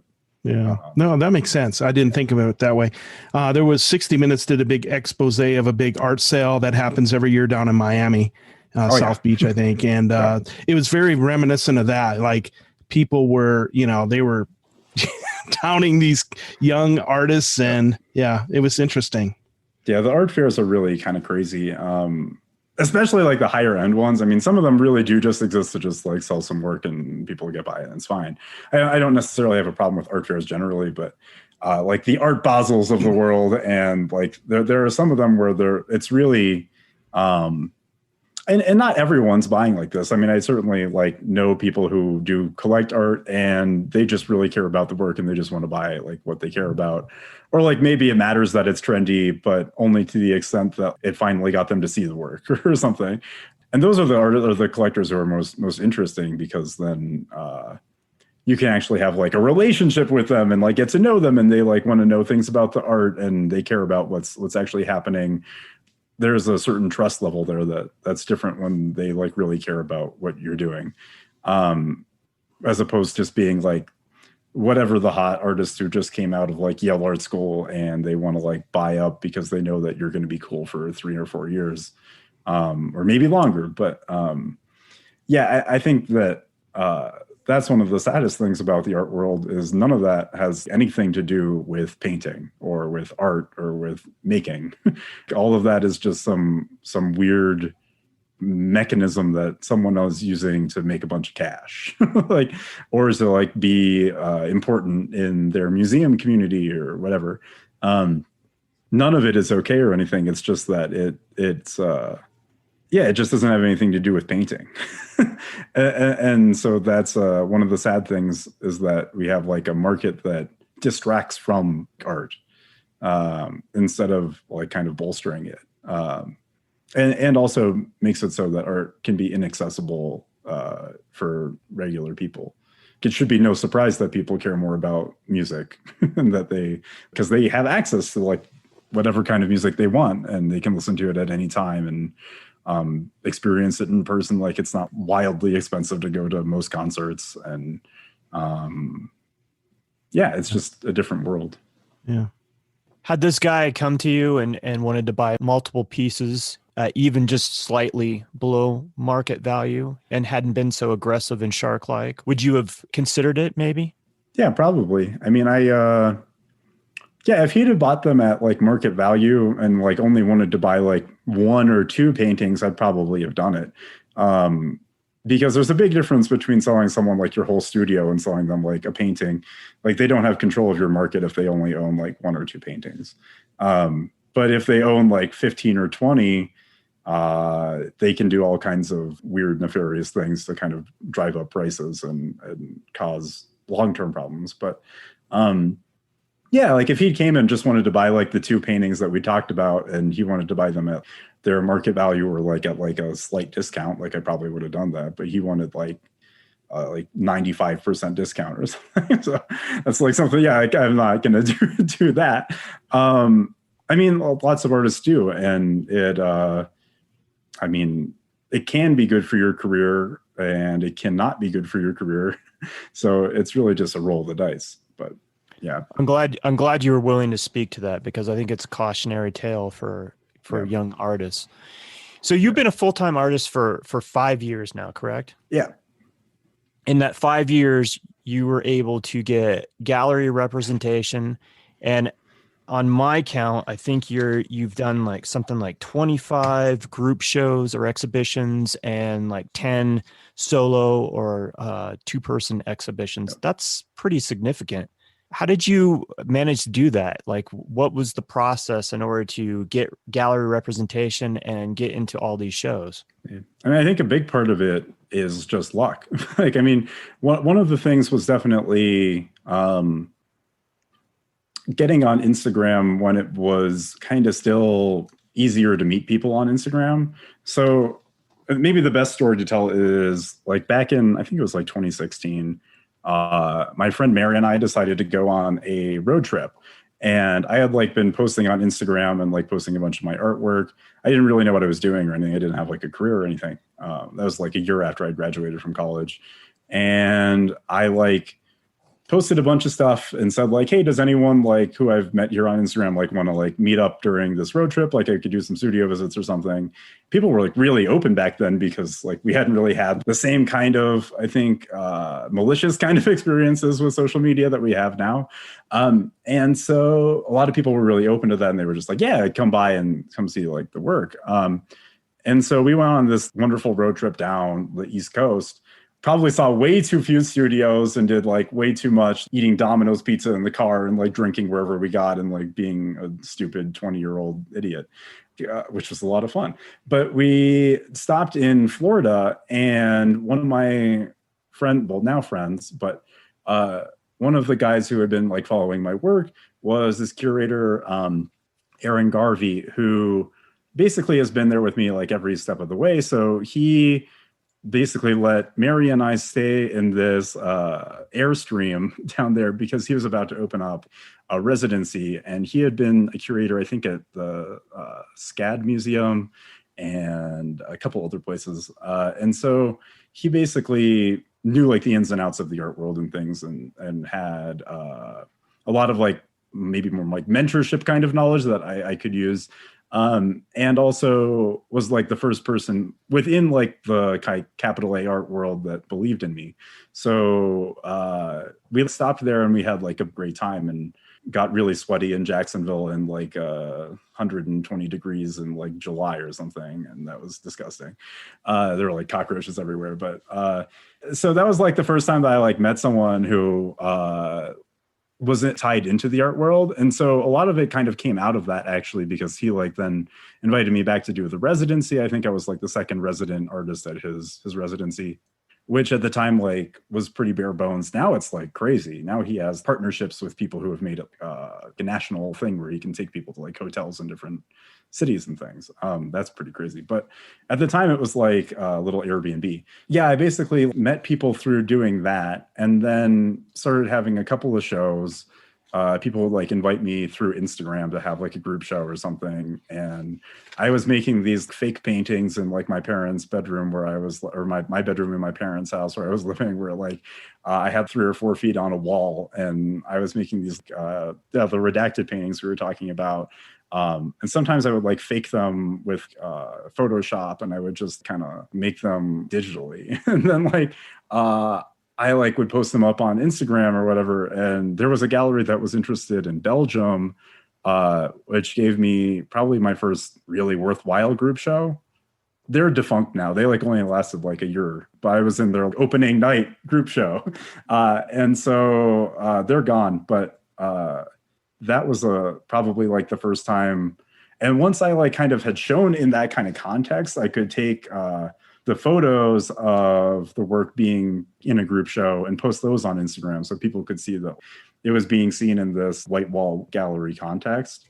So that was really helpful. But yeah, ultimately it all kind of like flows through Instagram because I'm living in Denver and there's not really, or Aurora now, but there's not really like, I mean, there's an art scene here, but it's not really tied into the like kind of international art world or anything. Like it's not LA or New York or Berlin or any of those kinds of places. So, but Instagram is connected to those places. So you can kind of meet people who are wherever. I mean, I would consider myself more connected to like, there's like a scene of kind of artists online that I'm probably more of a part of.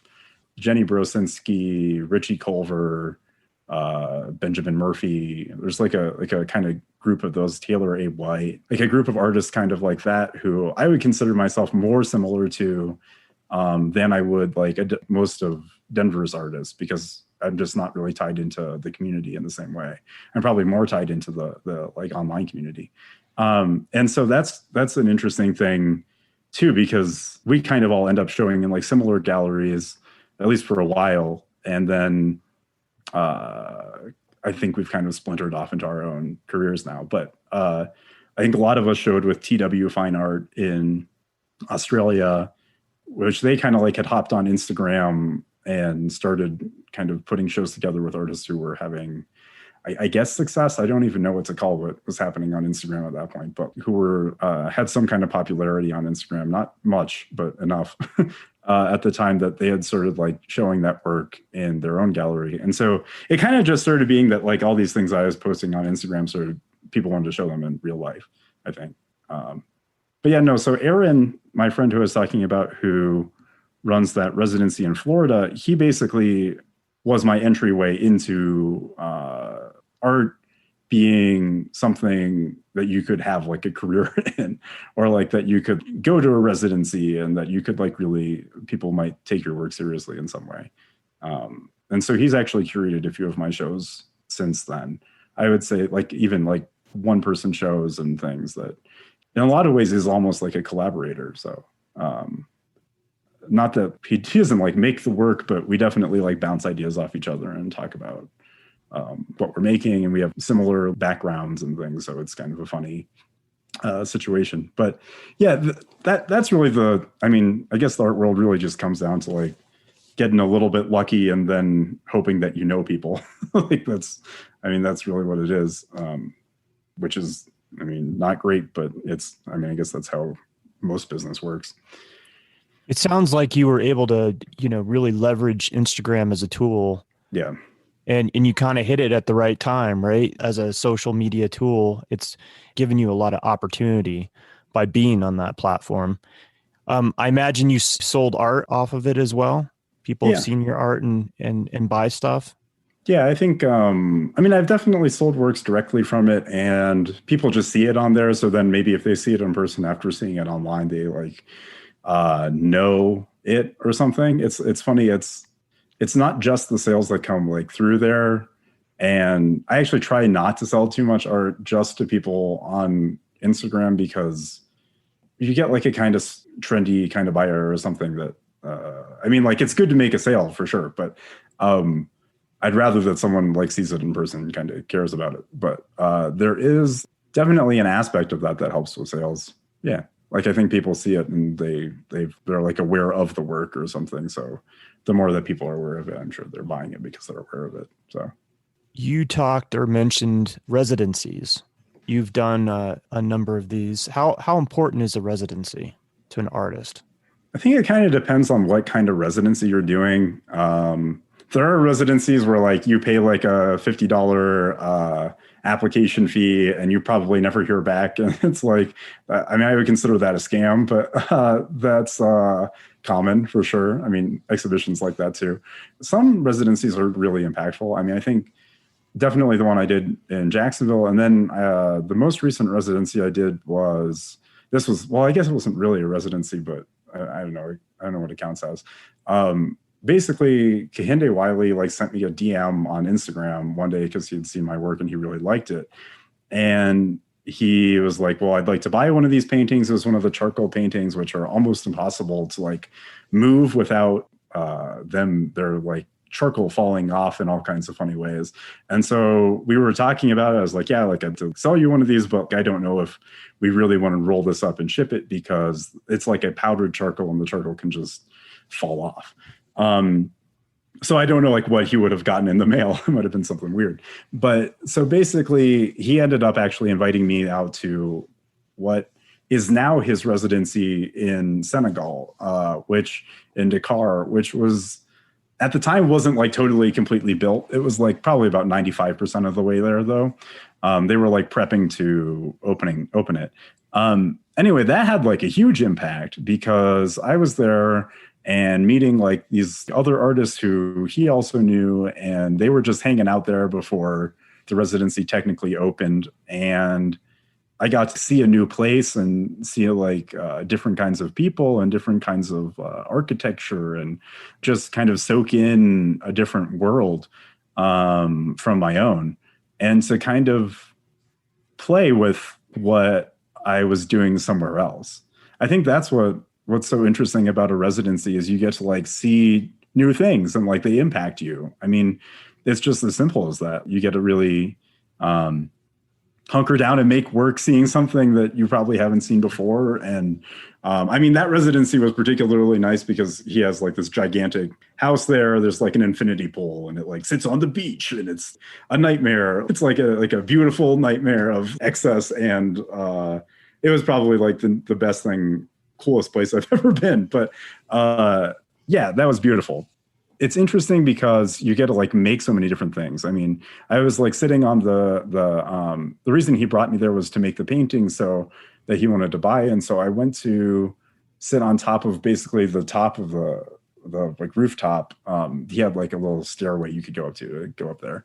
And I would go to the top of the stairway and just throw this charcoal onto the painting and try to find my way that I was going to make these pieces. And like on top of there was like this sand that had like come out from the beach that like the winds, the gusts there are just nuts. And so there was sand that was sitting up on the top of the rooftop there. And I started to want to make the same paintings that I've been making in charcoal, except with that sand. And so that's probably like the most direct way that like a residency could impact you is like literally stealing a material from like the land. I mean, there's all kinds of weird like career ways that it helps too. I mean, I'm sure people like look at the CV and they're like, oh, you went to the residency with Kehinde or whatever. And they like want to buy the work because of that or whatever. Whatever. Those things, in my opinion, are the like small part of the residency. It's the big part is you get to go and you get to like see something and do something and experience new stuff that, I mean, the same thing with the one in Jacksonville. Like I hadn't really spent any time in the deep South, and I would consider Jacksonville to be pretty much the deep South. I mean, it's a little bit weirder because it's Florida, but I mean, there were just different things there that I hadn't really spent much time around. And so that was like light bulbs going off and seeing all kinds of different things and getting new responses to paintings that I hadn't gotten in other places. How long were you there in Senegal? Just for like, I think it was maybe a week and a half or 2 weeks. I mean, it wasn't as long as I wanted it to be. I really would like to go back there and spend forever there. That place was beautiful. That was like, I've never been anywhere that was so just insanely beautiful. I mean, and the people were really cool too, but it was really funny. We flew into an airport. So the story with that is really weird because, I mean, I didn't know Kehinde before that at all. I mean, I still only kind of tangentially know him. And so like... And I'm going to interrupt you. For people that might not realize, they probably know of him, but they don't know, maybe they don't associate the name with the artist. So tell us who Kehinde Wiley is. I think most people he's probably be mad about this, but most people probably know him for like his Obama portrait. He's the one who made the official like Obama portrait.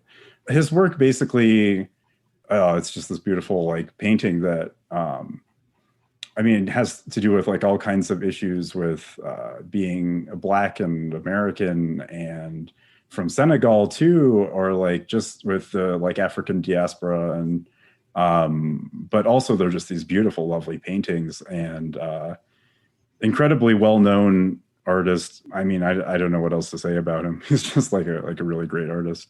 And so he basically reached out on Instagram and sent me a DM, which was surprising because, I mean, I don't know, you don't really expect like a DM from anyone famous or anything. It's like a weird thing to get. And so anyway, he was just interested in buying the work. And then eventually we like came to the realization that he needed to like send me wherever I was going to make it so that he could hang it wherever I had made it so that the charcoal wouldn't literally like fall off the canvas. And so he was like preparing to like open this residency. They hadn't like done their first round of applicants or anything yet. They were just kind of like getting through what like they needed to do to like literally make it functional, like electricity wise and things. But so I went there and the way I got there was they like were going to reimburse me for my flight and things. I'm like lucky I have a friend who works for United, so I get some free flights in the US and things. So that's been like a lucky thing to have. But basically, I flew to JFK on my friend's free flights that he lets me have. And then I like got there and I met Rosie, who's Kehinde's assistant. And I had no idea that these people were like necessarily real or weren't just like fucking with me online or something. I mean, like, I guess you like kind of know, I don't know. But like, I got there and like, I realized that Rosie was a real person and like was there and like was actually at the airport and I was actually going to Senegal. She thought it was pretty funny that I didn't know, like I was probably like wide-eyed and had no idea like what was going on. And I didn't know how we were going to get from place to place in Senegal. And like I hadn't done like currency exchange or anything. And so like I didn't have any cash, like, or there were all kinds of weird things that she like made sure worked and like knew were going to be fine and had been there like multiple times. But it was like my first time to Senegal. So I had no idea what I was getting into or like, which was what was so exciting about it. It was like we landed there and I was like trying to fumble my way through French, which I don't speak at all. And like I tried to learn a little bit before I left, but I can't speak it at all. And I'm like at customs trying to be like, yeah, it's going to be at this hotel or that hotel, which it wasn't even at a hotel, like trying to tell them like where I'm going. And the guy at customs is just, what the fuck's wrong with you? Like, you need to put your fingers on this button here so we can scan. Like, you need to put them over here. And so it was fun to be someone who like is just so ignorant or like who doesn't know anything about who can't speak the language and who like doesn't know how things work in this new place. And it ended up being like relatively normal and like things were very easy and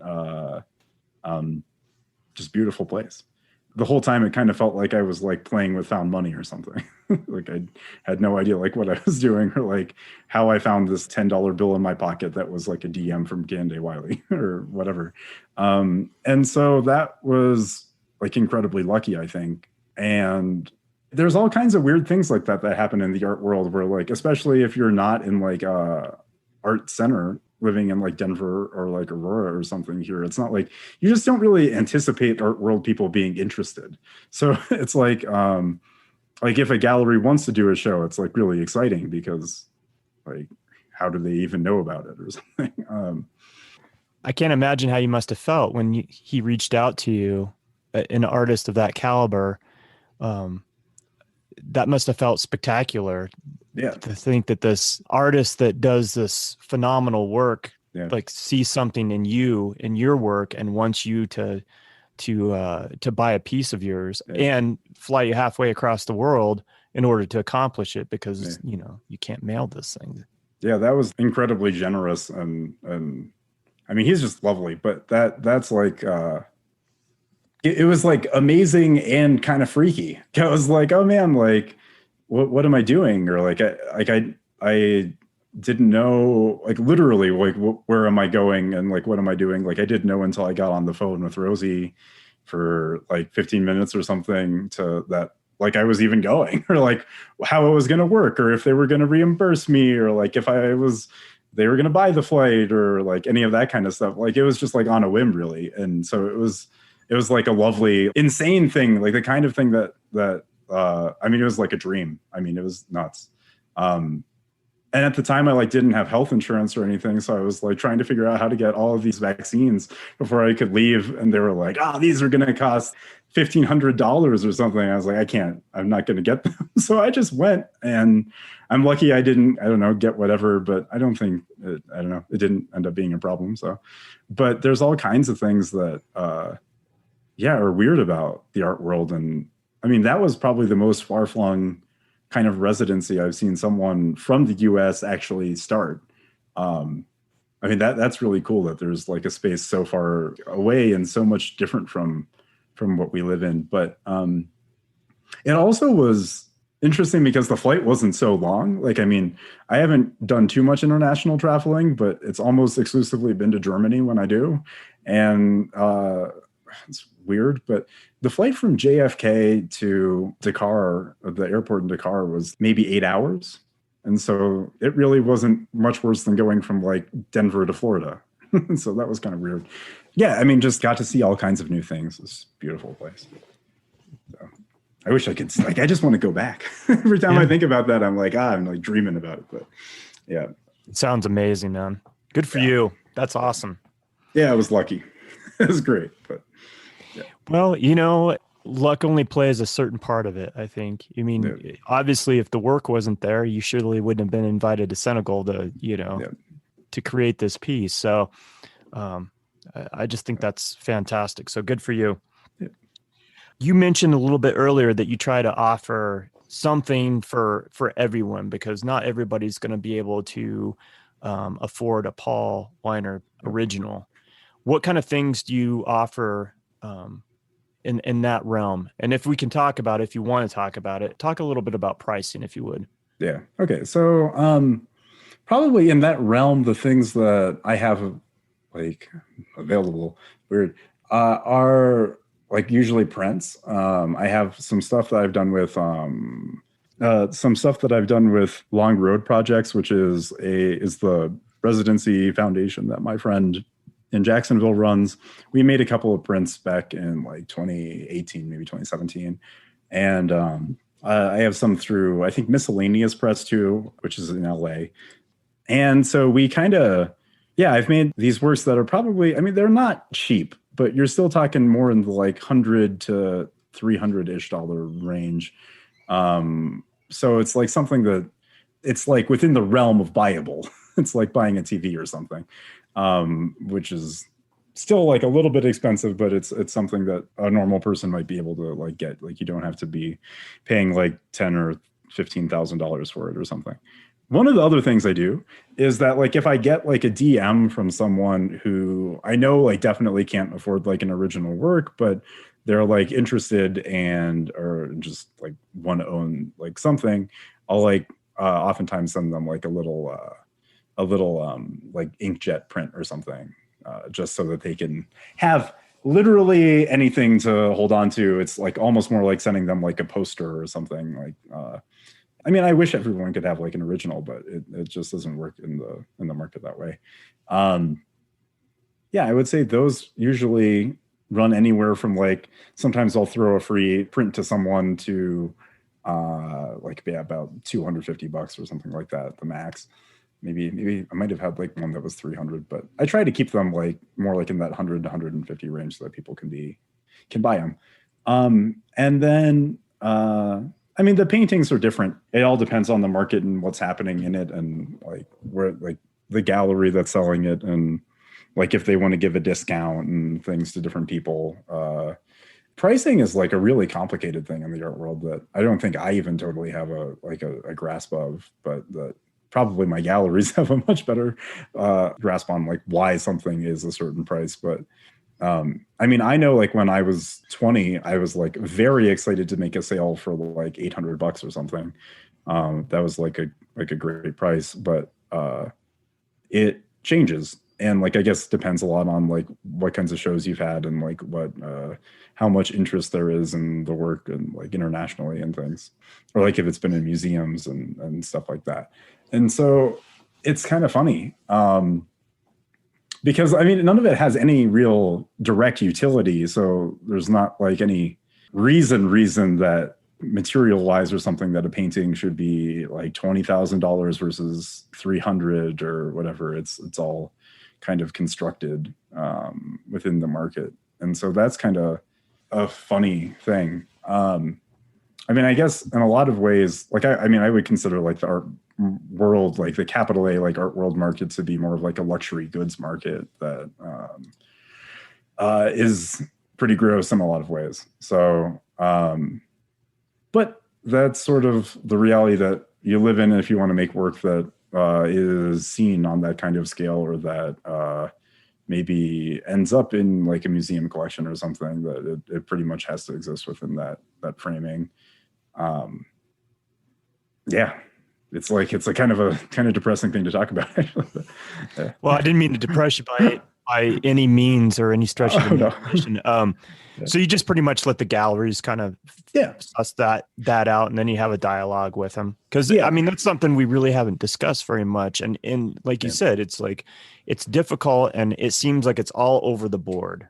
Yeah. You know, everybody does it a little bit differently. So, you know, I think it's just, I'm curious about it. And then, you know, I think a lot of other artists are always curious, like, hey, how does it work in their world? You know, and what we found is everybody does it differently. Yeah. There's no set way of doing it. Totally. Yeah. I mean, like, I think you can sell things for like any price. That's what's funny, is like, there's no, there are different people who buy different things at different prices. And so like, it's not necessarily any better to sell it for a lot of money than it is to sell it for no money, except for the fact that you're going to make maybe more money selling it for a higher price. I'm not even so sure that's true, but yeah, I mean, I think that basically once you invite the gallery into, I mean, they're probably taking like a 50% split. And so you have to share the sale and everything. I mean, I also think that if you are also just like willing to take the risk to price your work at a higher price, that sometimes that will kind of do a contextual thing for a certain kind of collector who might buy your work only because it's at that price point or something. Like, they wouldn't buy it if it was cheaper for some reason, or they might not take it as seriously, which is, I mean, there's all kinds of like elitist things going on there that inform why that is. But that is, I definitely think that exists. Yeah. Do you have a lot of collectors at this point? Yeah, I mean, there's probably, God, I don't even know how to count them, but there's plenty. Yeah, there's definitely people who own the work. And then one of the things that I find the most interesting is when you get a collector who owns the work and is interested in like collecting from like the whole body of work. And so I have a couple of collectors like that who own like one of each type of work that I've made or something. And those ones are actually, they tend to be the ones that are more seriously interested in like what's going on in the work.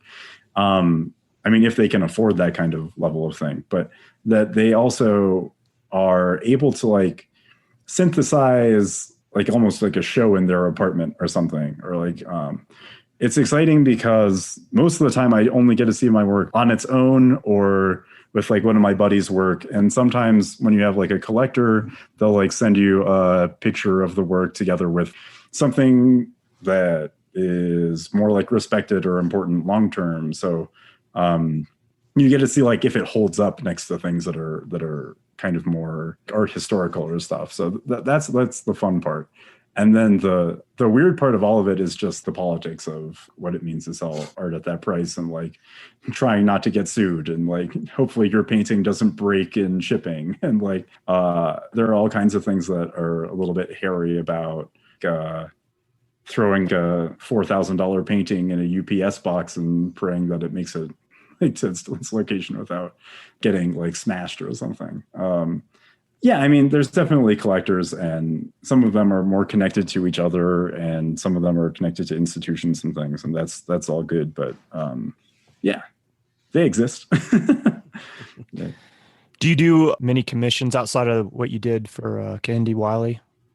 It's not common. Like, I don't think that was just like extremely. That was on like the extreme level of like what's possible there. So I think most of the time I'm making like a work and just kind of ship it, or it's in a gallery and the gallery will ship it to someone. But it's pre-made. And I mean, that's the way I prefer to work. I prefer to make whatever I want and someone buys it. It's a little different with like, I mean, that specific commission he never put any like restrictions on like exactly what I'd make or anything. Like it was more like, I like these ones. And so if you make something that's in that realm, which is something that I was doing anyway, that worked. Yeah, I mean, I'm always like kind of open to it if you have like a collector who's willing to accept that it's not going to be like some specific work or something that they want. Like I'm not going to like make it pink because you want my black painting to be pink, or like I had like a guy who wanted to make like my flags in silver and I was like, yeah, but I don't make that.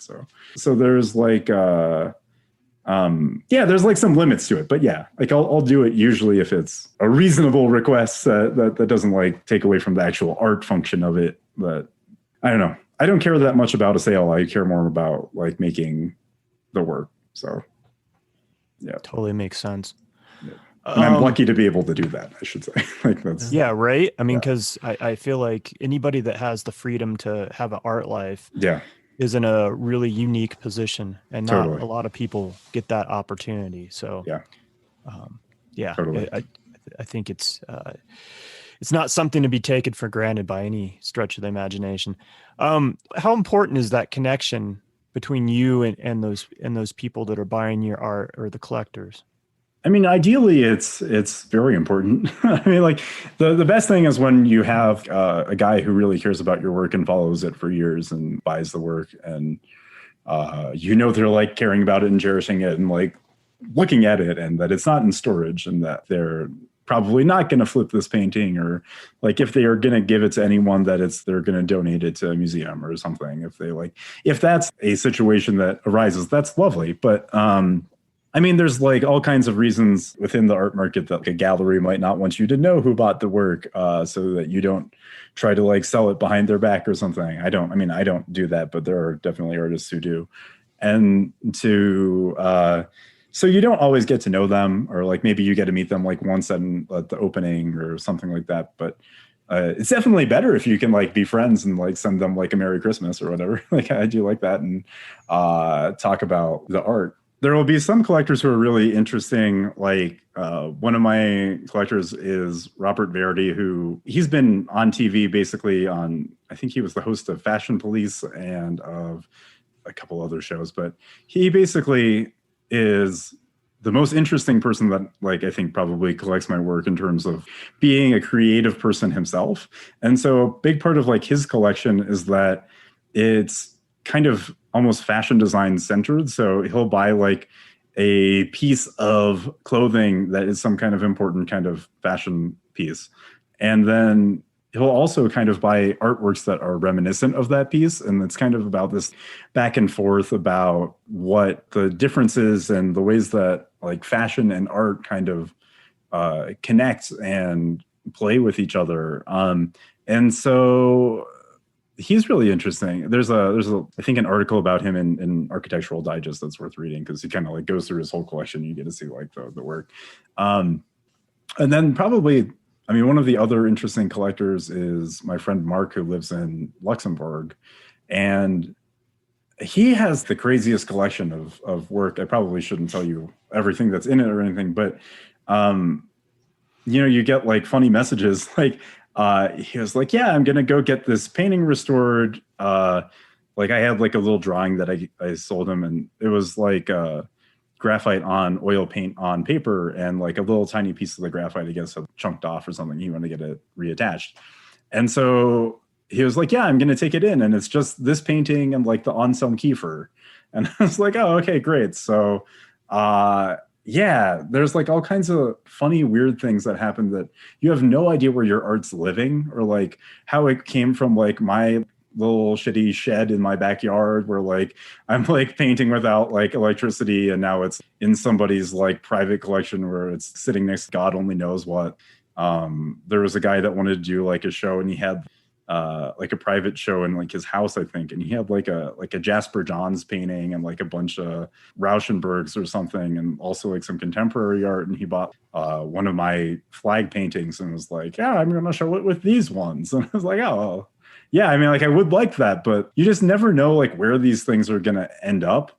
And so that's the weirdest part of it, is not being like there to see some of the art and like the places. Like I have no idea where it lives, and a lot of the time like some of them were like literally made in my bedroom in my parents' house, like where like I stayed after college because I didn't know like how to make any kind of cash. Like I was like bumming off of them and painting on my like childhood wall. Like so they go all kinds of weird places. And I mean, I'm sure there are ones that I just don't even know where they are, or like what they've done, or if people have given them to friends or flipped them, or I don't know. Yeah. I've never thought of it before, but I mean, that's kind of exciting to think about. Yeah. You know, your art lives on long after, you know, we're gone, you're gone. That art is still out there hanging on a wall somewhere halfway across the world, you know, with other amazing art, you know? Yeah, or in the trash. It's like one or the other. Like their grandson has taken over the estate and and everything's gone. Like it all went in the dumpster. Who knows? Like I mean, that's the exciting part with art too, though, is time. Like some of these things mean something now to us, and I mean, I don't know what a bleach painting will mean to someone in 2055 if those paintings make it that long. Like I'm sure they won't, but it's different. Yeah, I mean, I'm sure that some of them will like outlive me and all of us, but that's like the weirdest part. They're like little babies. Yeah. Do you think much about legacy?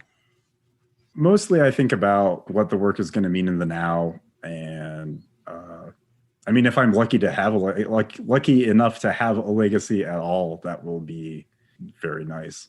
I mean, I don't think that very many artists actually end up getting that.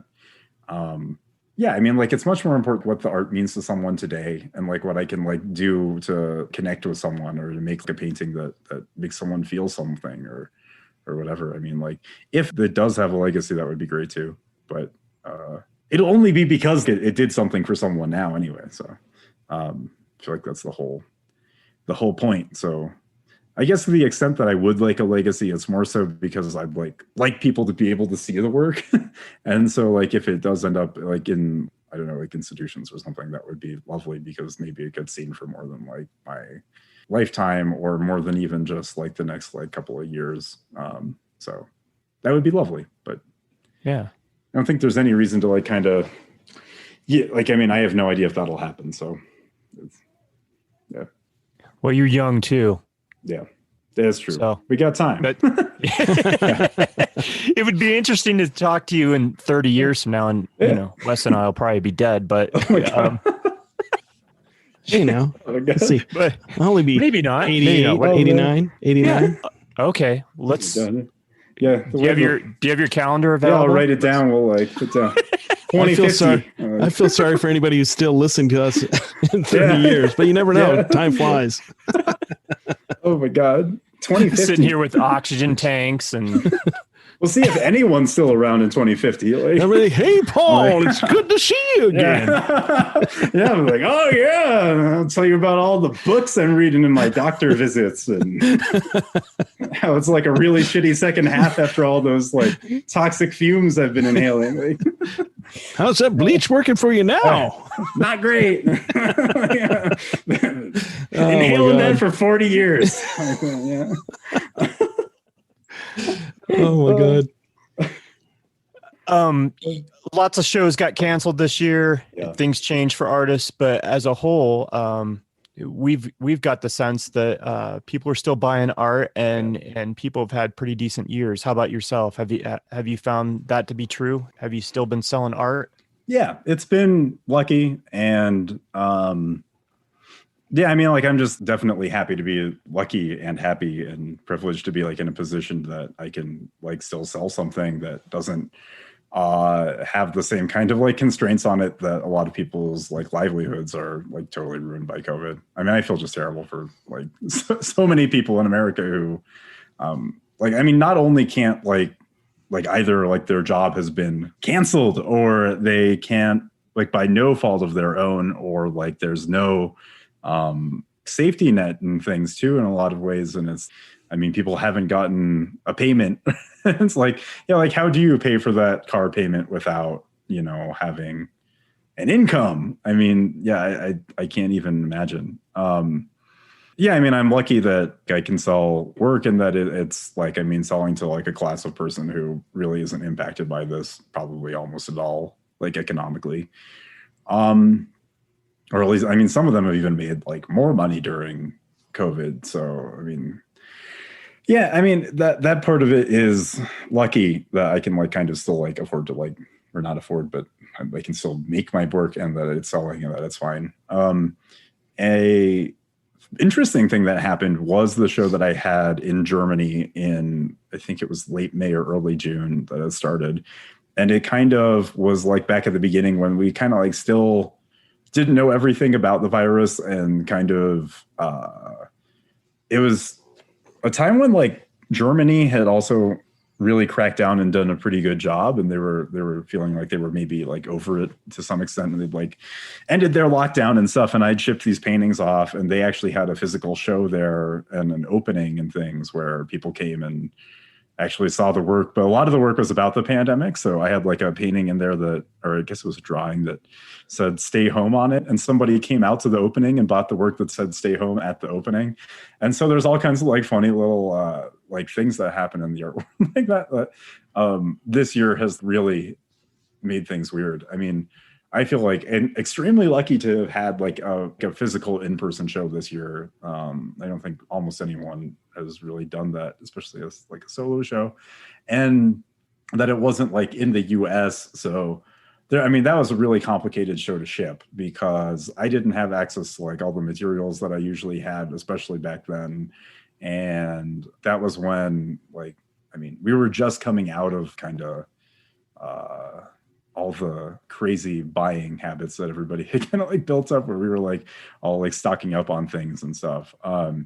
And so it was like shipping was so slow, and like getting like even just like getting like stretcher bars for paintings was slow. And like I wanted to make sculptures, but like I couldn't ship them and I didn't have like the materials. And I like ended up like shipping materials to Germany and having them like actually construct some things that weren't really like totally, I don't even know if they were really artworks. Like they were like mostly just like things sitting on a fucking shelf.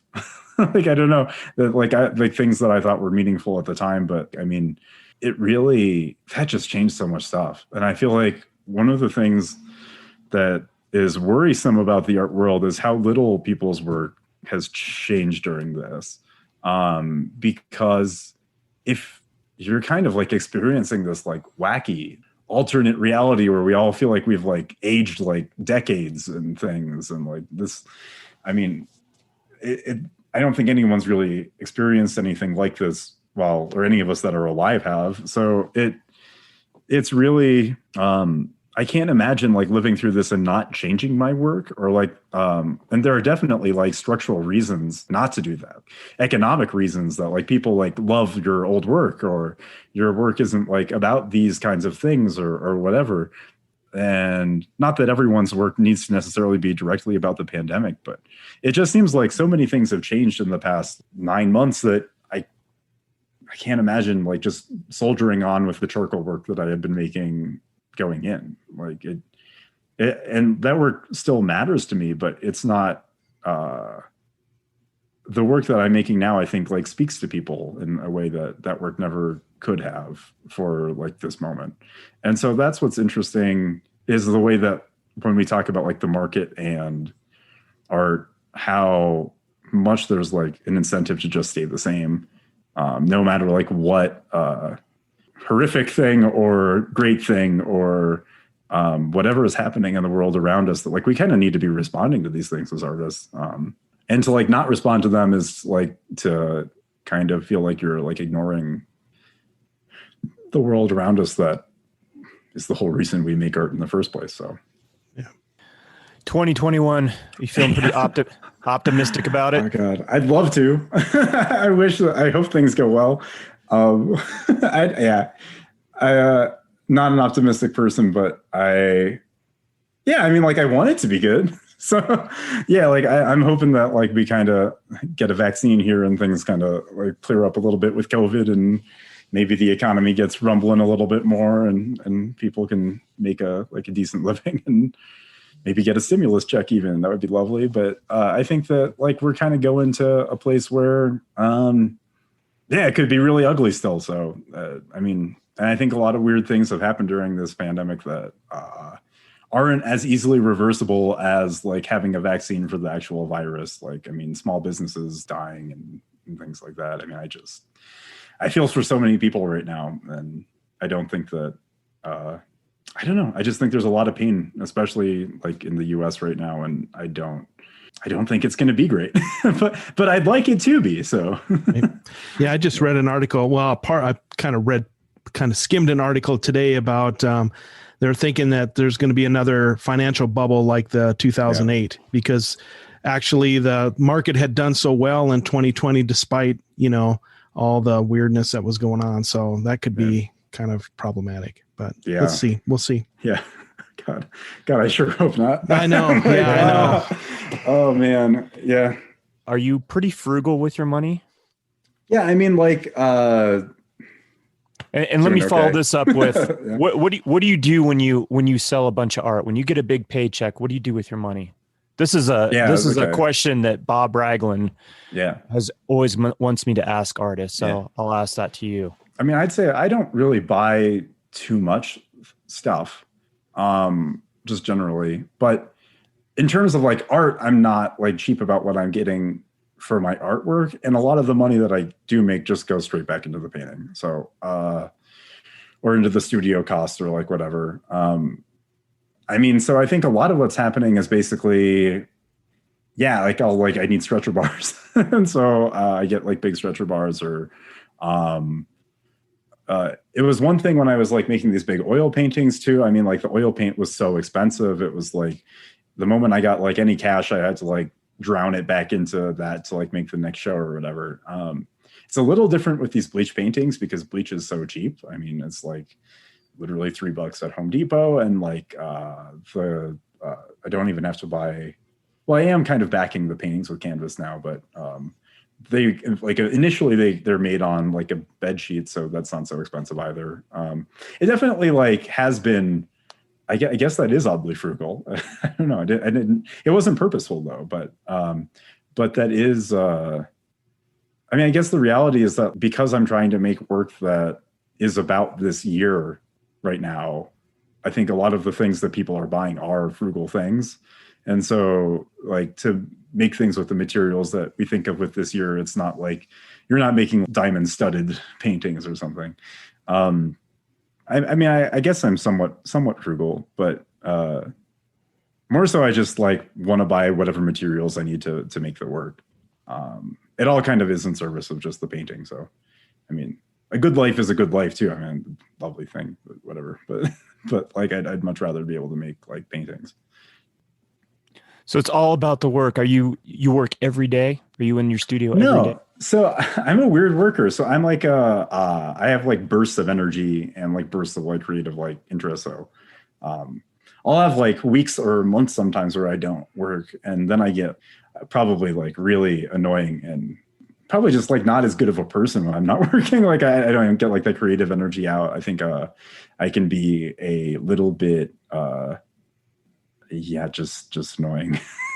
But like when I do get into there, I mean, like I work really fast. So a lot of the time when I do start painting, it's like a burst of energy, and it's like I make a painting in a day, like or a painting in like 4 hours, or it happens really quick when it happens. And then sometimes you wait around and like see like how that painting needs to change, and maybe ultimately it takes like a week or a month or a year or whatever. But most of the action usually happens very quickly. But yeah, I'm not a big subscriber to the everyday painting thing. I mean, I think that when I have something interesting to paint, I'll paint it, and then like I might as well wait for that to happen. A lot of it happens like up in the head too, because I'm always trying to find some way to like merge abstraction with some kind of social issue. And so it's like never, sometimes when I go to the studio, if I don't have something to like really think about and chew on, I like end up making something that like is just gets a nice painting, but it's just a painting. And like, I mean, I do make those too. And then I like, don't tell anyone that they're there. Like I don't post it on Instagram or anything. Yeah, I don't work every day. On average, I probably work like 3 or 4 days a week, but it's probably like some months every day and some months like once or twice a week or something. A lot of like drawing and thinking in my head, or like just sitting online and like soaking things in, or trying to like research stuff. So I guess if that counts, I don't know if that counts as painting, but that stuff takes up a lot of time. I mean, a lot of that stuff isn't even necessarily conscious. And a lot of the painting isn't so conscious either. Like once I like start doing it, I don't necessarily know what I'm doing. And like, it just happens to have these like social things within it a lot of the time, that it's just like me expressing what I'm doing personally. And then like, once I realize that it's there, then it becomes like a series, and then I know what I'm doing. So. Do you have any shows scheduled for 2021 yet? There's one in Australia, I think in Sydney, at Pure Mark Gallery. It's a group show with 2 other artists, and I'm not sure exactly what the details of that one actually are yet. I don't know what the dates are, but I think it's like January or February. I think it's February. Yeah, it's been like kind of a weird year, so I don't really have that much planned. Yeah, it's really just that group show, I think. I don't think there's anything. Or, well, I talked about doing I think I might have a solo show in the back gallery, the viewing room at Nancy Littlejohn Fine Art in Houston. I think we talked about that. So, yeah. And then I think in 2022, I will have a full solo show in Houston. Again, at Nancy Littlejohn Fine Art. Yeah, but for now, really just like follow me on Instagram if you're interested in the work, and that's where the most of it's going to be, and like where you can really see it, and hopefully someday we can see us all again in person. Yeah, that'd be great, man. I want you, before we sign off here, I want you to mention the galleries too that you're represented by. Okay, so in Europe, there's Krupic Kersting Gallery, which is in Cologne, Germany. And then in the US, there's Nancy Littlejohn Fine Art in Houston, and I'm represented by TWFINEART in Australia, in Brisbane. Yeah, that's where you can really get the work if you're interested. Yeah, and there will be other little group shows and solo shows other places too. Right on. My last question for you, Paul, is if you were to break bread and you could choose with some people, and you could choose 3 people, anybody, past, present, who would those 3 people be, and why? Dang. Oh my God. Probably like Anselm Kiefer. It's a big one. I love his work. Maybe like Matisse. I love Matisse's work, and that's a big influence actually. And then like Dave Chappelle or something. We gotta like have like someone funny in there, like someone who can like actually like have a good time, and like yeah, like we got to make sure this conversation like rolls a little bit. So yeah, I don't know. It's been fun talking to you guys. Like maybe we can add like a third person, and there we go. Or I guess I'm a third person, but we could have like 4 people here. There you go. Yeah, that'd be good too. We'll break some bread. Yeah, exactly. I love that, man. Yeah, man. Like when COVID's over. Yeah, exactly. When COVID's over, for sure. Yeah, We should set a time and break bread together for sure. Yeah, man. Paul, it's been an absolute pleasure. I really appreciate you giving us as much time as you have today. And I think your work is phenomenal. And I would love to have you on. I think Wes and I are in agreement in that we'd love to have you on again sometime in the future. And we can talk about whatever you're creating then, and maybe delve into some other topics as well. Sweet. Yeah, this has been a lot of fun. Like, I'd love to do this again. And you guys are cool. Like I just love this podcast. Like, I think this podcast is like, it's just one of the things I think I said to Todd like before was that like this podcast feels like actually feel like fills a void in the art world where it's like you guys like talk about important things and like do banter and like it feels like real. Whereas like some art world podcasts can feel kind of fake or put on or something. And this just feels great. Yeah, pretentious. And this is great. I love this. Oh, well, thank you so much. Well, we loved having you on. This has been a phenomenal afternoon and can't wait to do it again. You're just a hoot to talk to.